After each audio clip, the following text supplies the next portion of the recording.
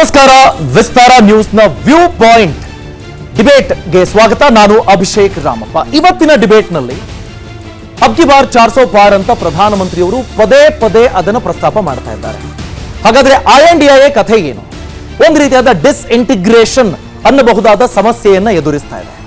ತನ್ನ ಸಹಪಾಠಿಗಳು ಅಂತ ಅನಿಸಿಕೊಂಡವರು, ಜೊತೆಯಲ್ಲಿ ನಿಂತ್ಕೊಂಡು ಕೈ ಎತ್ತದವರು, ಬೆಂಗಳೂರಲ್ಲಿ ಒಂದು ಮೀಟಿಂಗು, ಪುಣೆನಲ್ಲಿ ಒಂದು ಮೀಟಿಂಗು, ಅದಾದ ಮೇಲೆ ಬರೀ ಫೈಟಿಂಗು ಅನ್ನೋ ತರದ ಪರಿಸ್ಥಿತಿ ಇದೆ. ಯಾಕೆ ಹೀಗಾಗ್ತಾ ಇದೆ? ಈಗ ಕೆಲ ಸರ್ವೆ ರಿಸಲ್ಟ್ಸ್ಗಳು ಆಚೆ ಬರ್ತಾ ಇದೆ. ಈಗ India today mood of the nation ಅಂತ ಒಂದು ಮಾಡ್ತಾ ಇದೆ. ಟೈಮ್ಸ್ ನೌ ಈಗ ಸಿ ವೋಟರ್ ಕೂಡ ಇಂಡಿಯಾ ಟುಡೇಯ ಸಮೀಕ್ಷೆಗೆ ಕೈ ಜೋಡಿಸ್ತಾ ಇದೆ. ಹಾಗಾದ್ರೆ ಈ ಸಂದರ್ಭಕ್ಕೆ ಎಲೆಕ್ಷನ್ ನಡೆದಿದೆ ಅಂತ ಅಂದುಕೊಂಡ್ರೆ, ನಡೆದರೆ ಏನಾಗಬಹುದು ಅನ್ನೋದ್ರ ಬಗ್ಗೆ ಕೆಲ ಅಂಶಗಳು ಸಿಗ್ತಾ ಇದೆ. ಬಿಜೆಪಿ ಇಂಡಿವಿಜುವಲಿ 370 ಕ್ರಾಸ್ ಮಾಡುತ್ತಾ? ಯಾಕೆ ಈ ಪ್ರಶ್ನೆಯನ್ನ ಕೇಳ್ಕೊಳ್ಬೇಕು ಅನ್ನೋದಾದ್ರೆ, ಎಲ್ಲಿ ಎಕ್ಸ್ಟ್ರಾ ಬಿಜೆಪಿಗೆ ಸಿಗ್ತಾ ಇರೋದು? ಹಾಗಾದ್ರೆ ಒಂದು ಸ್ಯಾಚುರೇಷನ್ಗೆ ಪೀಕ್ಸ್ಗೆ ತಲುಪಿಯಾಗಿದೆ. ಈಗ ಕಳೆದ ಬಾರಿ ಬಿಜೆಪಿ ಕಂಟೆಸ್ಟ್ ಮಾಡಿದ್ದು 436 ಸೀಟ್ಗಳು, ಅದರಲ್ಲಿ 303 ಬಿಜೆಪಿ ಆನ್ ಓನ್ ಗೆದ್ದಿರೋದಲ್ವಾ. ಸೊ ಇದರ ಸ್ಟ್ರೈಕ್ ರೇಟ್ 70%. ಒಂದು ವೇಳೆ 450 ಸೀಟ್ನಲ್ಲಿ ಕಂಟೆಸ್ಟ್ ಮಾಡಿದ್ರು 80% ಸ್ಟ್ರೈಕ್ ರೇಟ್ ಇದ್ರೆ 360ಕ್ಕೆ ತಲುಪ್ತಾರೆ. ಕಂಟೆಸ್ಟ್ ಮಾಡಿದ ಅಷ್ಟರಲ್ಲಿ 10ರಲ್ಲಿ 8ರಲ್ಲಿ ಗೆಲ್ಲೋದು ಅಂದ್ರೆ ಅಷ್ಟು ಈಸಿನಾ? ಎಷ್ಟು ದೊಡ್ಡ ಚಾಲೆಂಜ್ ಅಲ್ವಾ? ಹಾಗಾದ್ರೆ INDIA ಕಥೆ ಏನು? ಈಗ ಕಾಂಗ್ರೆಸ್ ಒಂದು ವೇಳೆ ತಾನು ದೊಡ್ಡಣ್ಣನ ರೀತಿಯಲ್ಲಿ ವರ್ತಿಸ್ತಾ ಇದೆ ಅಲ್ವಾ, ಆ ಸ್ಥಾನದಲ್ಲಿ ಇರಬೇಕು ಅನ್ನೋದಾದ್ರೆ ಕಾಂಗ್ರೆಸ್ನ ಸ್ಟ್ರೈಕ್ ರೇಟ್ ಏನಿರಬೇಕು? ಕಳೆದ ಬಾರಿ 421ರಲ್ಲಿ ಸ್ಪರ್ಧೆ ಮಾಡಿ 52 ಸೀಟನ್ನು ಗೆದ್ದಿತ್ತು. ಸೊ ಇದು ಒಂದು 12.5% ಸ್ಟ್ರೈಕ್ ರೇಟಿಗೆ ಬರುತ್ತೆ. ಒಂದು ವೇಳೆ ಅಟ್ಲೀಸ್ಟ್ ಟ್ರಿಪಲ್ ಡಿಜಿಟ್ ಅನ್ನ ಕ್ರಾಸ್ ಮಾಡಬೇಕು ಅಂತಂದ್ರು, ಡಬಲ್ ಅಂತ ಅಂದ್ಕೊಂಡ್ರು 420ರಲ್ಲಿ 105 ಅಷ್ಟು ಗೆಲ್ಲೋದಕ್ಕೆ ಡಬಲ್ ದ ಪರ್ಫಾರ್ಮೆನ್ಸ್ ಮಾಡಬೇಕು. ಎಲ್ಲಿ ಕಾಂಗ್ರೆಸ್ ಗೈನ್ ಮಾಡ್ತಾ ಇದೆ? ಈ ಎಲ್ಲ ಪ್ರಶ್ನೆಗಳಿದ್ದಾವೆ. ಅದಕ್ಕೆ ಉತ್ತರವನ್ನ ಕಂಡುಕೊಳ್ಳೋ ಪ್ರಯತ್ನ ಮಾಡೋಣ. ಅಷ್ಟು ಸುಲಭನ ಟಾರ್ಗೆಟ್ 400 ಅನ್ನ ದಾಟೋದು? ಈ ಸಾಧನೆಯನ್ನ ಒಮ್ಮೆ ಕಾಂಗ್ರೆಸ್ ಮಾಡಿ ತೋರಿಸಿದೆ. 1984 ಆಗ 49% ವೋಟ್ ಬಂದಿತ್ತು. ಬಿಜೆಪಿಯ ಪ್ರೆಸೆಂಟ್ ವೋಟ್ ಶೇರ್ 2019ರ ಎಲೆಕ್ಷನ್ 37.7. ಇಂಡಿವಿಜುವಲಿ ಬಿಜೆಪಿ ಅಂತ ನೋಡಿದಾಗ NDAದು ದೊಡ್ಡ ಮಟ್ಟದಲ್ಲಿದೆ. ಹಾಗಾದ್ರೆ 400 ದಾಟೋದಕ್ಕೆ ಇನ್ನೆಷ್ಟು ವೋಟ್ ಶೇರ್ ಅನ್ನ, ಎಕ್ಸ್ಟ್ರಾ ಸೀಟ್ಗಳನ್ನ ಎಲ್ಲಿ ಪಡ್ಕೊಳ್ತಿದ್ದಾರೆ? ಮಿತ್ರ ಪಕ್ಷಗಳಿಗೆ ಕಂಟೆಸ್ಟ್ ಮಾಡೋದಕ್ಕೆ ಬಿಡ್ತಾರೋ ಇಲ್ವೋ ಈ ಪ್ರಶ್ನೆನೂ ಕಾಡುತ್ತೆ. ಕೆಲ ಗ್ರಾಫಿಕ್ಸ್ ಅನ್ನ ನೋಡ್ತಾ ಹೋಗೋಣ. ಈಗ ಸರ್ವೆನಲ್ಲಿ ಏನ್ ಹೇಳ್ತಿದೆ ಅನ್ನೋದ್ರ ಬಗ್ಗೆನೂ ತಿಳ್ಕೊಳ್ಳೋಣ, ಹಿಸ್ಟ್ರಿಯನ್ನು ತಿಳ್ಕೊಳ್ಳೋಣ. ಮೊದಲಿಗೆ ನಾವು ಗಮನಿಸ್ತಿರೋದು, ವಿಪಕ್ಷ ನಾಯಕರು ಆಡಿದರು ಅನ್ನೋ ಮಾತಿನ ಬಗ್ಗೆ ಚರ್ಚೆ ಆಗ್ತಿದೆ ಅಲ್ವಾ. ಮಲ್ಲಿಕಾರ್ಜುನ ಖರ್ಗೆ ಅವರು ಹೇಳೋದಕ್ಕೆ ಬಂದಿದ್ದು, ಈಗ 400 ಪಾರ್ ಅಂತ ಹೇಳ್ಕೊಳ್ತಿದ್ದೀರಿ ಅನ್ನೋ ಅರ್ಥದ ಹೇಳಿಕೆ ಅದಾಗಿತ್ತು. ಆಬ್ವಿಯಸ್, ಎಲ್ರಿಗೂ ಗೊತ್ತಿರೋದೆ. ಆದ್ರೆ ಆ ತಕ್ಷಣಕ್ಕೆ ಆ ಹೇಳಿಕೆ, ಈಗ ನಿಮಗೆ ಸಿಂಹಪಾಲು ಬಿಜೆಪಿಯ ಸಂಸದರಿದ್ದಾಗ ಅದನ್ನ ಸೆಲೆಬ್ರೇಟ್ ಮಾಡೋದು ಅಥವಾ ಎಲ್ಲೋ ಬಾಯಿ ತಪ್ಪಿನಿಂದ ಹೇಳಿದ್ದನ್ನ ಮುನ್ನೆಲೆಗೆ ತರೋದು, ಆ ಕೆಲಸ ಆಯ್ತು ಅಗೈನ್. ಆದ್ರೆ ಎದುರಾಳಿ ಪಾಳೆಯದ ಕಾನ್ಫಿಡೆನ್ಸ್ ಅನ್ನ ನೋಡಿದಾಗ ಯಾಕೆ ಇವ್ರು ಇನ್ನೂ ಸೀರಿಯಸ್ ಆಗಿ ಪರಿಗಣಿಸಿಲ್ವಾ ಅಂತ ಅನಿಸದೇ ಇರೋದಿಲ್ಲ. ಇನ್ನು ಮಿಕ್ಕಂತೆ NDA ಅಧಿಕಾರಕ್ಕೆ ಬರುತ್ತೆ ಅಂತ ಕೆಲ ಸಮೀಕ್ಷೆಗಳು ಹೇಳ್ತಾ ಇವೆ. ಯಾವ ಅಂಶಗಳನ್ನ ಪ್ರಸ್ತಾಪಿಸಿ ಈ ತರದ ರಿಸಲ್ಟ್ಗಳು ಸಮೀಕ್ಷೆಯಲ್ಲಿ ಸಿಗ್ತಾ ಇರೋದು? ಸಮೀಕ್ಷೆ ರಿಸಲ್ಟ್ಸ್ಗಳು ಅಥವಾ ಅವರ ಸ್ಟಡಿ ಏನಿದೆ ಬಹಳ ಸೈಂಟಿಫಿಕ್ ಆಗಿ ಆಗುವಂಥದ್ದೇ ಕರೆಕ್ಟ್. ಹಂಗಂತ 100% ನಿಜ ಆಗ್ಬಿಡುತ್ತಾ? ಆ ಥರ ಏನಿಲ್ಲ. ಎಕ್ಸಾಕ್ಟ್ಲಿ ಆಪೋಸಿಟ್ ಆಗಿರುವಂತಹ ಪರಿಸ್ಥಿತಿಗಳು ಇದ್ದಾವೆ. ಹಾಗಾದ್ರೆ NDA ಹ್ಯಾಟ್ರಿಕ್ ಬಾರಿಸುತ್ತೆ ಅಂತ ಹೇಳ್ತಿರುವ ಸಮೀಕ್ಷೆಗಳು INDIA ಕೂಟಕ್ಕೆ ಮ್ಯಾಜಿಕ್ ಸಂಖ್ಯೆಗೆ ಹತ್ತಿರಕ್ಕೆ ಬರೋದಿಲ್ಲ ಅಂತ ಯಾಕೆ ಹೇಳ್ತಿವೆ? ಏನ್ ಕನ್ಸರ್ನ್? ಪಂಚರಾಜ್ಯ ಫಲಿತಾಂಶ, ಬಾಲರಾಮ ಪ್ರಾಣ ಪ್ರತಿಷ್ಠಾಪನೆ, ಹೀಗೆ ಅನೇಕ ಭಾವನಾತ್ಮಕ ಇಶ್ಯೂಗಳ ಜೊತೆಗೆ ಕೊಟ್ಟ ಪ್ರಾಮಿಸ್ ಅನ್ನ NDA ಈಡೇರಿಸಿದ್ಯಾ? ರೈತರ ಆದಾಯ ಡಬಲ್, 2 ಕೋಟಿ ಉದ್ಯೋಗ, ಇವುಗಳ ಆನ್ಸರ್ ಕೊಡಿ ಸ್ವಾಮಿ ಅಂತ ಕೇಳ್ತಾ ಇದ್ದಾರೆ INDIA ಕೂಟ. ಆದ್ರೆ ಒಗ್ಗಟ್ಟು ಅನ್ನೋದು ಈಗ ಕಾಣ್ತಾ ಇದೆಯಾ? ಆ ಪ್ರಶ್ನೆಗೆ ಉತ್ತರ ಸಿಗ್ತಾ ಇಲ್ಲ. ಸೊ ಅದೆಲ್ಲವನ್ನು ಗಮನಿಸ್ತಾ ಹೋಗೋಣ. INDIA ಕೂಟಕ್ಕೆ ದೊಡ್ಡದೊಂದು ಚಾಲೆಂಜು. ಮಮತಾ ಬ್ಯಾನರ್ಜಿ ಅವರು ಇವತ್ತು ಕೊಟ್ಟಿರುವ ಹೇಳಿಕೆ ಕೂಡ, ನಿನ್ನೆ ಮೊನ್ನೆ ಪ್ರಧಾನಮಂತ್ರಿಯವರು ಆಡುವಂತಹ ಮಾತುಗಳಲ್ಲಿ ಕಾಂಗ್ರೆಸ್ ಅನ್ನಷ್ಟೇ ಟಾರ್ಗೆಟ್ ಮಾಡಿದ್ದು, 40 ಸೀಟ್ಗಳನ್ನು ಉಳಿಸ್ಕೊಳ್ಳೋದು ಕಷ್ಟ ಅಂತ ಮಾತಾಡಿದ್ದು. ಅದೇ ಮಾತು, ವಿರೋಧಿ ದನಿ ಅಥವಾ ಕಷ್ಟಾರಿ ನಿಮಗೆ ಅನ್ನೋದನ್ನ ದೋಸ್ತಿ ಪಾಳೆಯದವರು, ಬೆನ್ನೆಲುಬಾಗಿ ಇರಬೇಕಾಗಿದ್ದವರು ಅವರೇ ಹೇಳಿದಾಗ ಕಾಂಗ್ರೆಸ್ನ ಕಥೆ ಏನು? ಎಂಥ ಚಾಲೆಂಜ್ ಅನ್ನ ಕಾಂಗ್ರೆಸ್ ಫೇಸ್ ಮಾಡ್ತಾ ಇದೆ? RLD ಆಚೆ ಹೋಗುವ ನಿರ್ಧಾರವನ್ನು ಕೈಗೊಳ್ತಿದೆ, ಆ ಟಾಕ್ಸ್ ಅಲ್ಲಿ ಇದೆ ಅಂತ ಹೇಳಲಾಗ್ತಿದೆ. JDU ಆಚೆ ಹೋಗಿ ಆಯ್ತು. 2 ಸೀಟ್ಗಿಂತ ಜಾಸ್ತಿ ನಾನು ಕೊಡೋದಿಲ್ಲ ಅಂತ ಮಮತಾ ದೀದಿ ಅವರು ಮಾತಾಡಿದ್ದಾಯ್ತು. ಸಮಾಜವಾದಿ ಪಾರ್ಟಿ ಓಕೆ, ನಾವು ಬರ್ತೀವಿ ಭಾರತ್ ಜೋಡೋ ನ್ಯಾಯ ಯಾತ್ರೆಗೆ, ಆದ್ರೆ 11 ಸೀಟ್ಗಳಿಗಿಂತ ಜಾಸ್ತಿ ನಾವು ಕೊಡ್ತೀವ, ಡೌಟು ಅನ್ನೋ ತರದ ಮಾತುಕತೆ ಆಗ್ತಾ ಇದೆ. ಕೆಲ ಸಮೀಕ್ಷೆಗಳ ರಿಸಲ್ಟ್ಸ್ ನ ಪ್ರಕಾರ UP ಪಾರ್ಲಿಮೆಂಟ್ ನ ಹೆಬ್ಬಾಗಿಲು ಅಂತ ಹೇಳುವ ಇಲ್ಲಿ 80 ಕ್ಷೇತ್ರಗಳಿದ್ದಾವೆ. ಇದರಲ್ಲಿ ಬಿಜೆಪಿ ಮೆಜಾರಿಟಿ ಸೀಟ್ಗಳನ್ನ ಗೆದ್ದುಕೊಳ್ಳಬಹುದು ಅನ್ನೋ ತರದ ಸರ್ವೆ ರಿಪೋರ್ಟ್ ಯಾಕಾಗಿ ಮುನ್ನೆಲೆಗೆ ಬರ್ತಾ ಇದೆ? ಈ ಎಲ್ಲ ಅಂಶಗಳನ್ನ ನಾವು ಗಮನಿಸ್ತಾ ಹೋಗೋಣ. ಪಶ್ಚಿಮ ಬಂಗಾಳದಲ್ಲಿ TMC, ಪಂಜಾಬ್ನಲ್ಲಿ ಆಮ್ ಆದ್ಮಿ ಪಾರ್ಟಿ ನಾವು ಸ್ವತಂತ್ರವಾಗಿ ಸ್ಪರ್ಧೆ ಮಾಡ್ತೀವಿ ಅಂತ ಈಗಾಗಲೇ ಘೋಷಣೆಯನ್ನ ಮಾಡಿ ಆಗಿದೆ. ಹಾಗಾದ್ರೆ ಇದನ್ನ ರಿಪೇರ್ ಮಾಡ್ಕೊಳ್ಳೋದಕ್ಕೆ ಕಾಂಗ್ರೆಸ್ಗೆ ಇನ್ನೂ ಆಪ್ಷನ್ ಇದೆಯಾ? ಒಂದ್ ವೇಳೆ ರಿಪೇರ್ ಮಾಡ್ಕೊಂಡ್ರೆ ಎಷ್ಟು ಇಂಪ್ಯಾಕ್ಟ್ ಆಗಬಹುದು, ಇದೆಲ್ಲವನ್ನು ನಾವು ನೋಡ್ಬೇಕಾಗತ್ತೆ. ಇನ್ನು ಮಿಕ್ಕಂತೆ ಸರ್ವೆ ರಿಪೋರ್ಟು, ನಂಬರ್ಸು ಅಂಥದಕ್ಕೆ ಕೆಲವಕ್ಕೆ ಹೋಗೋಣ. ನಾವು ಬಹಳ ಇಂಪಾರ್ಟೆಂಟ್ ಇದು. ಯಾಕೆ ಅಂತಂದ್ರೆ ನೋಡಿ, 2014 ಲೋಕಸಭಾ ಚುನಾವಣೆಯಲ್ಲಿ ಆಗಿದ್ದ ರಿಸಲ್ಟ್ಸ್ ಅನ್ನು ನಾವು ಗಮನಿಸ್ತಾ ಇದ್ದೀವಿ. NDA ಒಕ್ಕೂಟ 336, UPA 60, ಅದರ್ಸ್ 147. ಇಲ್ಲಿ ನಾವು ಗಮನಿಸಬೇಕಾದ್ದು, ಇತಿಹಾಸದಲ್ಲಿ ಕಾಂಗ್ರೆಸ್ 28.8% ವೋಟನ್ನು ತೆಕ್ಕೊಂಡಿದ್ದು 1996ರಲ್ಲಿ. ಆ ಬಳಿಕ ಅಷ್ಟು ಒಳ್ಳೆಯ ಪರ್ಫಾರ್ಮೆನ್ಸ್ ವೋಟ್ ಶೇರ್ನಲ್ಲಿ ಆಗಿರಲಿಲ್ಲ. ಸೀಟ್ ಶೇರ್ನಲ್ಲಿ 2009ರಲ್ಲಿ ಆಗಿತ್ತು 206 ಸೀಟ್ಗಳನ್ನು ಪಡ್ಕೊಂಡಿತ್ತು. ಬಿಜೆಪಿ ಕನ್ಸಿಸ್ಟೆಂಟ್ಲಿ 2009ರಲ್ಲಿ 18% ಅನ್ನು ಪಡ್ಕೊಂಡಿದ್ದು ಬಿಟ್ರೆ, ಇನ್ನು ಮಿಕ್ಕಂತೆ 91ರ 20% ನಿಂದ 37%ನವರೆಗೆ ಎಲೆಕ್ಷನ್ ಆನ್ ಎಲೆಕ್ಷನ್ ಒಂದು ಗ್ರೋತ್ ಆಗ್ತಿರೋದನ್ನ, ಸ್ಟಡಿ ಗ್ರೋತ್ ನಮಗೆ ಕಾಣೋದಕ್ಕೆ ಸಿಗ್ತಾ ಇದೆ. ಸೊ ಈ ಸಂದರ್ಭದಲ್ಲಿ ಮುಂದೇನಾಗುತ್ತೆ ಅನ್ನೋದರ ಕುರಿತಾಗಿ ಇವತ್ತು ನಾವು ಚರ್ಚೆ ಮಾಡೋದಕ್ಕೆ ಒಂದು ಇಲೈಟ್ ಪ್ಯಾನೆಲ್ ನ ಜೊತೆಗೆ ನಾವಿದ್ದೀವಿ. ಇನ್ನು ಕೆಲ ಗ್ರಾಫಿಕ್ಸ್ ಗಳಿದ್ದಾವೆ, ಅದನ್ನ ಗಮನಿಸಿ ಬಿಡೋಣ. 2019 ರಿಸಲ್ಟ್ಸ್ ಅನ್ನ ನೋಡಿ ಬಿಡೋಣ. ಗೊತ್ತಿರುವಂತದ್ದೇ, ಈಗಾಗಲೇ ಅವರು ಕೇಳ್ತಾ ಇರೋದು, ಚಾಲೆಂಜ್ ಮಾಡ್ತಾ ಇರೋದು, ನಮ್ಮ ರಿಸಲ್ಟ್ಸ್ ಏನಿದ್ದಾವೆ, ನಂಬರ್ಸ್, ಬೆಸ್ಟ್ ನಂಬರ್ಸ್ ಅಂತ ಏನಿದ್ದಾವೆ, ಅದನ್ನ ಇನ್ನೂ ಬೆಟರ್ ಮಾಡ್ಕೊಳ್ತೀವಿ ಅಂತ. ಕಾಂಗ್ರೆಸ್ ಈಗ ಮಾತಾಡ್ತಿರುವ INDA ಕೂಟ ಪವರ್ಗೆ ಕಂಬ್ಯಾಕ್ ಮಾಡುತ್ತೆ ಅಂತ ಮಾತಾಡುವಾಗ ಆಲ್ಮೋಸ್ಟ್ ಡಬಲ್ ನ ಸಾಧನೆಯನ್ನ ಮಾಡಬೇಕಾಗತ್ತೆ. ಆ ಫ್ಯಾಕ್ಟರ್ಸ್ ಗಳು ಏನು ಅನ್ನೋದು ಇಂಪಾರ್ಟೆಂಟ್ ಆಗುತ್ತೆ. 2019ರ ಲೋಕಸಭಾ ಚುನಾವಣೆಯ ನಂಬರ್ಸ್ ಅನ್ನ ನಾವು ನೋಡ್ತಿದ್ದೀವಿ. ಕೆಲ ಸರ್ವೆಗಳು ಏನ್ ಹೇಳ್ತಿದ್ದಾವೆ ಅನ್ನೋದನ್ನ ನೋಡಿಬಿಡೋಣ.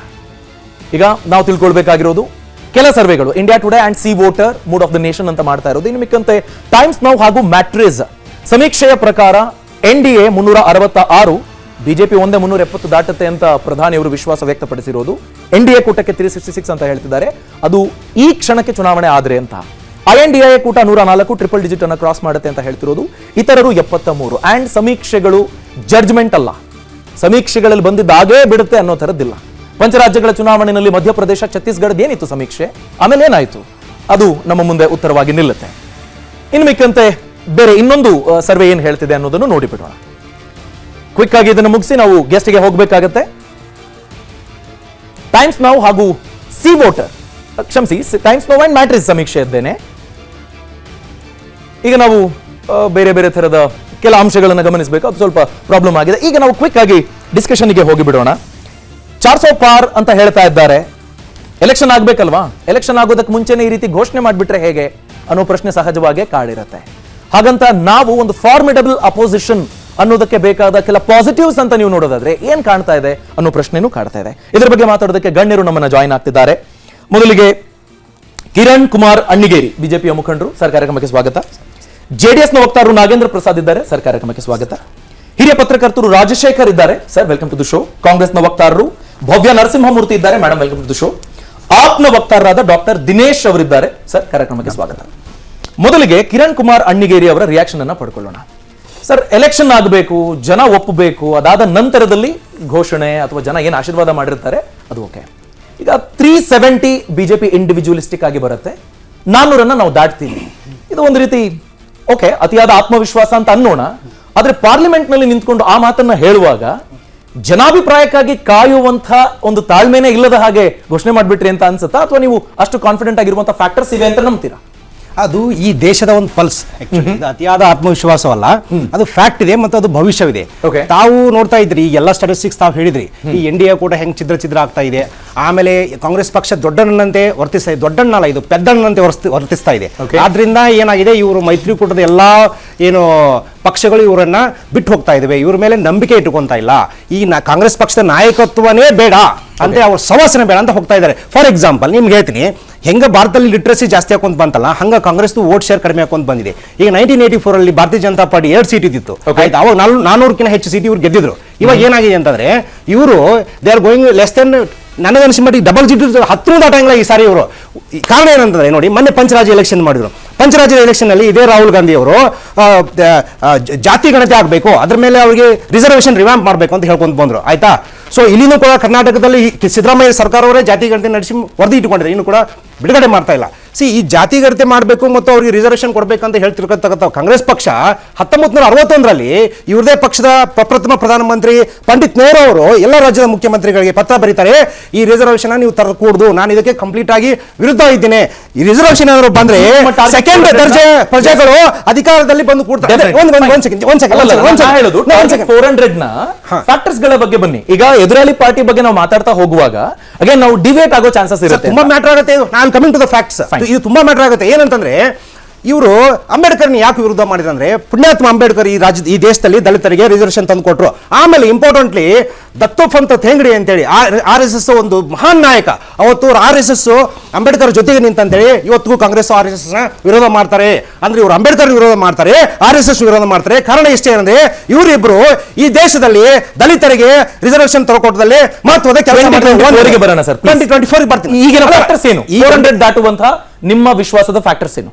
ನೋಡಿ, 2024 ಅಲ್ಲೇ ಇವರೆಲ್ಲ ಇದನ್ನ ರೈಸ್ ಮಾಡಿರೋದಕ್ಕಂತ ನಾನು ನಿಮಗೆ ಹೇಳ್ಕೊಂಡು ಬಂದೆ. ಓಕೆ, ಜನರಿಗೆ ಇದು ಅರ್ಥ ಆಗಬೇಕು. ಸೆಕೆಂಡ್ ಥಿಂಗ್, ಈಗ ಮತ್ತೆ ಏನು ಹೋಗ್ತಾ ಇದ್ದಾರೆ ಇವರು, ಈ ದೇಶದಲ್ಲಿ ಕಾಂಗ್ರೆಸ್ ಪಕ್ಷದಲ್ಲಿ ನೆಹರು ಅವ್ರನ್ನ ಪ್ರಧಾನಿ ಮಾಡ್ಬೇಕಂತೇಳಿ ಪಾಕಿಸ್ತಾನ ಹೊಡೆದ್ರು, ಅವರು ಶೇಖ್ ಅಬ್ದುಲ್ಲಾ ಪ್ರಧಾನ ಮಂತ್ರಿ ಮಾಡ್ಬೇಕು ಅವ್ರ ಸ್ನೇಹಿತರಂತೇಳಿ ಜಮ್ಮು ಕಾಶ್ಮೀರ ಹೊಡೆದ್ರು, ಇವತ್ತು ರಾಹುಲ್ ಗಾಂಧಿ ಪ್ರಧಾನಮಂತ್ರಿ ಮಾಡ್ಬೇಕಂತೇಳಿ ದಕ್ಷಿಣ ಭಾರತ ಹೊಡ್ಲಿಕ್ಕೆ ಹೊಂಟಿದ್ದಾರೆ ಇವರು. ಕಾರಣ ಏನಂತಂದ್ರೆ ಇವ್ರ ಬಲ್ಲಿ ಏನೂ ಆಗಲ್ಲ, ಇವ್ರ ಕಡೆಯಿಂದ ಗೆಲ್ಲಕ್ಕಾಗಲ್ಲ. ಯಾಕಂದ್ರೆ ಮೊನ್ನೆ ಪಂಚರಾಜ್ಯ ಎಲೆಕ್ಷನ್ ಅಲ್ಲಿ ಇವರ ಗ್ಯಾರಂಟಿಗಳು ಪಂಚರ್ ಆಗಿ ಹೋಗಿದಾವೆ.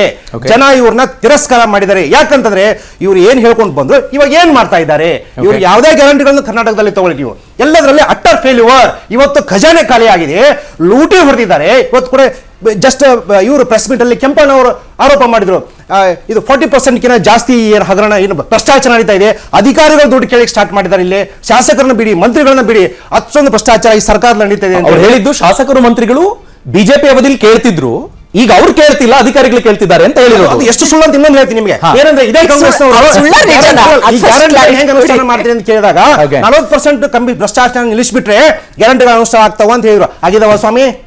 ಖಜಾನೆ ಖಾಲಿ ಮಾಡ್ಕೊಂಡು ನೀವು ಸುಳ್ಳು ಅಪಾದಗಳನ್ನ ಕೇಂದ್ರ ಸರ್ಕಾರ ಹೊರಿಸ್ಕೊಂಡು ಮತ್ತೆ ವಾಪಸ್ ಬರ್ತೀನಿ. ಭವ್ಯ ಅವರೇ, ನಿಮ್ಮ ಚಾಲೆಂಜಸ್ ಗಳ ಸಂಖ್ಯೆಗಳು ಹೆಚ್ಚಾಗ್ತಾ ಇದ್ದಾರೆ. ಈಗ ಮಮತಾ ಬ್ಯಾನರ್ಜಿ ಅವರು ಹೇಳ್ತಾರೆ 40 ಸೀಟ್ಗಳನ್ನ ಉಳಿಸ್ಕೊಳ್ಳೋದು ಕಷ್ಟ ಅಂತ. ದೋಸ್ತಿ ಪಾರ್ಟಿಗಳು ಆಚೆ ಹೋಗುವಂತಹ ಕೆಲ ಟ್ರೆಂಡ್ ಅನ್ನು ನಾವು ಗಮನಿಸ್ತಾ ಇದ್ದೀವಿ.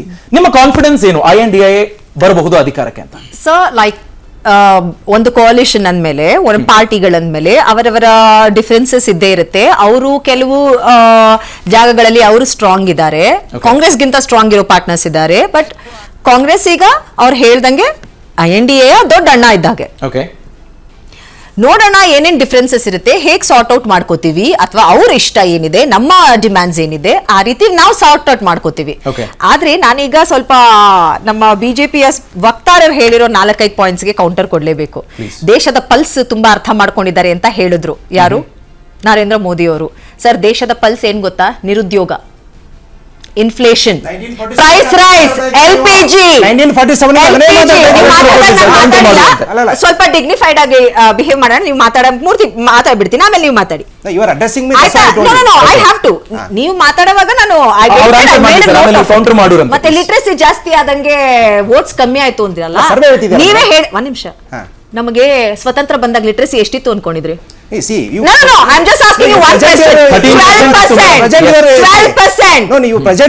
ಹೈಯೆಸ್ಟ್ ದೇಶನ ಆಳಿರೋದು ಕಾಂಗ್ರೆಸ್ ಪಕ್ಷ. ಇವತ್ತು ನಮ್ಮ ದೇಶ ಏನಾದ್ರೂ ಮುಂದೆ ಬರ್ದಿದ್ರೆ ಈ 10 ವರ್ಷದಲ್ಲ, ಲಿಟ್ರಸಿ ರೇಟ್ 10 ವರ್ಷದಲ್ಲಿ 12% ಇಂದ ಇವತ್ತಿರೋ ಪರ್ಸೆಂಟೇಜ್ ಆಗಿಲ್ಲ. ನೆಕ್ಸ್ಟ್ ಜಾತಿ ಗಣತಿ, OBC ನನ್ನಷ್ಟು ನನ್ನಂತ OBC ಬೇರೆ ಯಾರು ಇಲ್ಲ ಅಂತಾರೆ ನರೇಂದ್ರ ಮೋದಿ ಅವರು. ಮತ್ತೆ ಜಾತಿ ಗಣತಿ ಯಾಕೆ ಬೇಡ ಅಂತಾರೆ? ವೈ ಇಸ್ ಹಿ ಅಪೋಸಿಂಗ್ ಜಾತಿ ಗಣತಿ? ಮತ್ತೆ ಮತ್ತೊಂದು ವಿಷಯ, RSS ನ ಅಂಬೇಡ್ಕರ್ ನ ಒಂದೇ ಸ್ಟೇಟ್ಮೆಂಟ್ ಅಲ್ಲಿ ತೆಗಿಲೂಬಾರ್ದು. ಒಂದು ಬ್ರಾಹ್ಮಣತ್ವವನ್ನ ಅಪೋಸ್ ಮಾಡಿದವರು ಅಂಬೇಡ್ಕರ್ ಅವರು. RSS ಅಲ್ಲಿ ಟಾಪ್ ಮೋಸ್ಟ್ ಪೊಸಿಷನ್ ಅಲ್ಲಿ ಒಬ್ರು ಯಾರಾದ್ರೂ ಬೇರೆ ಜಾತಿಯವರು ತೋರಿಸ್ಬಿಡಿ. ಅಂಬೇಡ್ಕರ್ ನ RSS ನ ಒಂದೇ ಸ್ಟೇಟ್ಮೆಂಟ್ ಅಲ್ಲಿ. ಒನ್ ಮೋರ್ ಥಿಂಗ್, ದಕ್ಷಿಣ ಭಾರತನ ಯಾರು ಒಡೆಯಕ್ ನೋಡ್ತಾ ಇಲ್ಲ ಇಲ್ಲಿ. ಫಸ್ಟ್ ಆಫ್ ಆಲ್ ತಿಳ್ಕೊಂಡ್ ಮಾತಾಡಿ.